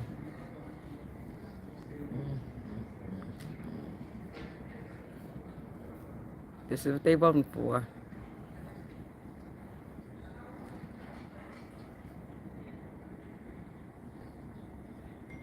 This is what they voting for. Read it. All right, I will now call notice for a voice vote and not. Okay. Ray Mitchell didn't vote. Wait a minute. He just did. What happened? Is a yes. Alderman Rodriguez Sanchez. Sanchez. Aye. Rodriguez Sanchez. Yes. Yes. Alderman Wright. Wright is a yes. Yeah. Alderman Gardner. Only one no. Alderman Gardner is a yes. One no. One no. Brian Hopkins. All right, the vote is now closed. So your speed limit be going down. There are 49 yeas, 1 nay. Mm-hmm. This motion passes. Alderman Mitchell on the motion to reconsider. Leave early for work. All those in favor of reconsideration. You're gonna be getting tickets. Talking about the speed limit. Opposed, say no. This motion fails. Alderman Mitchell, anything else? The chair recognizes Alderman Lopez. Thank you. As was previously noticed with the city clerk, Rule 41 as well. And in accordance with Rule 41, and in order to limit collateral captures by ICE in our community, as they search for their priority targets, I move to discharge from committee 2023- Thank you very much, Alderman Lopez. We are currently under unfinished business. We have miscellaneous business that is coming up next, in which we'll make sure that we recognize. Oh, okay, very well. Alderman Mitchell, one more time, is there anything else? Are you aware of anything else? I'm not aware. Okay, all right. If you're not aware of any other unfinished business, all right, very well. Thank you very much. Now then, if you are not aware of any other unfinished business, we can now go to miscellaneous business. Chair recognizes Alderman Mitchell. Mr. President, I am aware of one item of miscellaneous business. It was filed by Alderman Lopez and Vargas, and that refers to this. Very well. The chair recognizes Alderman Lopez. Damn, this is about the illegal ICE. On behalf of the dynamic duo, yes. And in accordance with Rule 41, in order to limit collateral capture by ICE in our communities as they search for their priority targets, I move to discharge from committee 2023-00042222, an amendment to the welcoming city ordinance. By a roll call vote, and I will call the question on. Thank you very much. The chair recognizes Alder Fuentes. Take the motion to discharge by roll call vote. Very well. So there is a motion on the floor. Just a second. There was a motion to discharge an item. There was a subsequent motion to lay that item on the table, which is permitted by our rules. So the motion to lay this item on the table. You don't want to give footage to You're nobody. asking by a roll call vote? Very well. So there's a motion to lay the motion that was previously offered up by Alderman Lopez. No, real talk. Because There's a motion to lay that item on the table. So if you vote no, you wish to proceed with the initial motion to discharge. If you vote yes to lay this item on the table, you wish not to vote on the discharging of the item. So a no vote means you wish to return back to the initial motion to discharge this item. If you vote yes, you wish not to take up this item through the motion to discharge. That happened. Madam Clerk, yes, please use your e-vote application to record your vote at this time. Let's see. And this is the vote for the ICE to be able to come and get criminals. Please refresh your device. The voting is now open.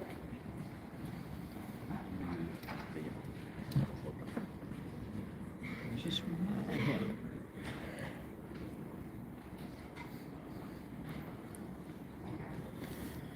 Okay, let's see.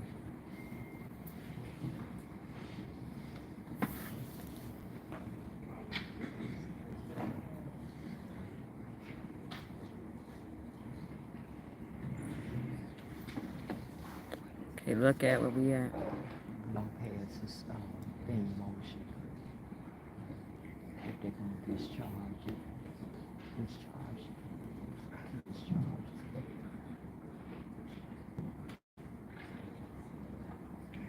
Look at all these. Look at this.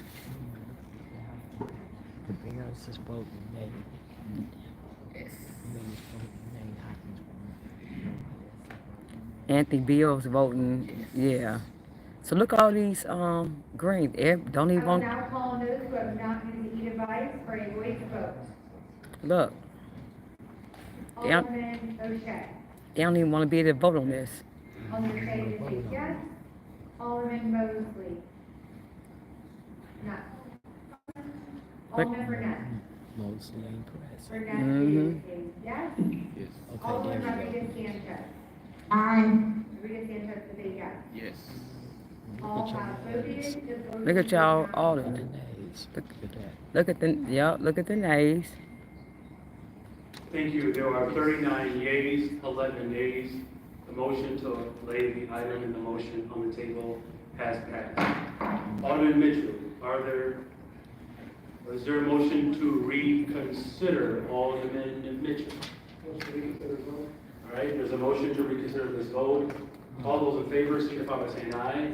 Any opposed, say no. Motion fails. Alderman Mitchell, anything else?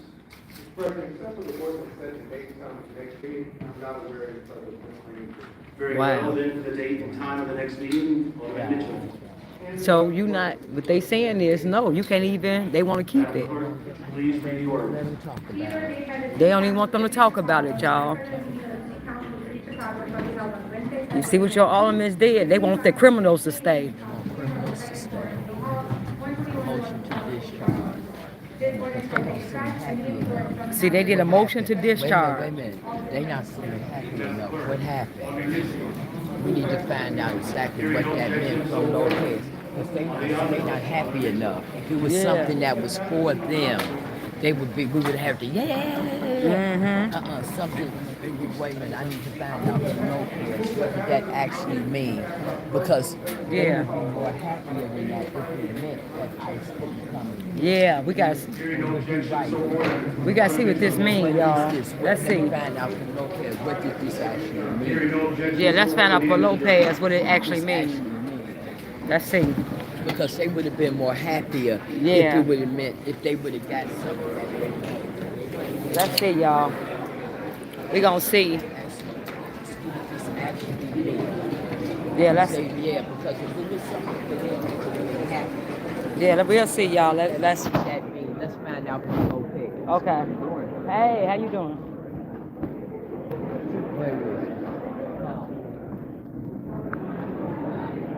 Let me see.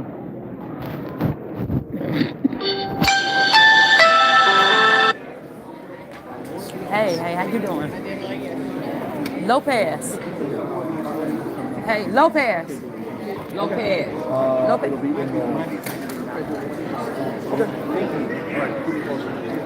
How are you? How are you? Hello. He's a 2X bike. Oh, he's a 2X. That's ain't ready to rock with us. Oh, I've been rocking with you, baby. He's the original red one. Yeah, I was the original. only red one down here at one time. Oh, okay. Look. Do you want a shirt? I'll take one. Yes, you need a shirt. We'll bring it to the next one. Oh, yeah. So We'll come yeah. back. Thank you. You need a shirt. I don't know if I'm a 2X. I lost a little bit of weight. We need more. Yeah, whatever. Okay, we need more shirts. We need more red shirts up in here. What we got? Okay. I got one quick minute. Oh, I gotta run, guys. All right, now. What did that Basically, everyone that tabled it said they want to keep it as is. They want to keep it as is, so we can't even vote on it. Nope. So, what's up with it? They don't want to have a discussion about. They don't even want to discuss it. They don't even want to discuss. They want to keep the criminals. At least they want to even keep the criminals. That's what they just did. They just kept the criminals. Was there a vote for the table? Yeah. There was a vote for a table. And they voted not to hear it. They voted not to even hear it. Isn't that what the whole thing was about today? It was for that? For a vote. But when they send it to lay it on the table, that means we don't want to hear it. Okay, so they voted to not hear it. To not even hear it. Right. So as is to mean they saying It's still in ICE committee. can't come in. ICE can't come in and even get the criminals. Okay, so But we won't cooperate. ICE can still come in. Yeah, they can still come in. Tom Holman gonna have to get down. Right. All right, I want him to get down in the streets because we're gonna be in the streets with him. And you know we are, Bill. Yeah, let's get down. Yeah, you know this, man. Yes, y'all. So look, your aldermen. Okay, look. If they don't even want to talk about Your aldermen didn't even want to put it. They only want to talk about it. So your aldermen voted to not even put it on the table to even vote on it. Your aldermen voted not. See, we wanted to even Raymond Lopez and the other aldermen just wanted ICE to be able to come in and get the criminals. They just wanted to be able to cooperate with ICE to come and get the criminals. Your alderman said, no, we don't even want to talk about it. They took your scarf? They said, we don't even want to talk about it. What? my scarf. This should be a blue. They took your scarf? Oh, did I put it in my purse? Wait a minute. Yeah, look. Oh, I put it in my All right, y'all, I'm finna get ready to get off here. But that's what happened. Your aldermen voted, no, they don't even want to hear it. So yes, keep the criminals. They don't even want to work with ICE. Keep the criminals. All right, y'all, I'm getting ready to go. I'll be back later. Love y'all. Thanks for rocking with me. Share this. This is your aldermen. Your aldermen. All right, see you. Your aldermen voted, no, they don't even want to hear it. They saying, let the criminals stay in your neighborhood. Let the criminals stay. Your alderman said, let the criminals stay. We don't even want to work with ICE to get the criminals. That's your alderman. All right, so everyone who said nay wanted a vote on it. But the ones, all your green, when you saw that green, they said yes. We want the criminals to stay. We don't even want the ICE to come and get the criminals. All right, y'all, I'm getting up out of here. Yup. So it means that they're not going to stay saying that they still not All right, y'all. cooperate with ICE, but it don't keep ICE from coming. It's just saying that the city council saying that they're in agreement not to participate with ICE. They don't even want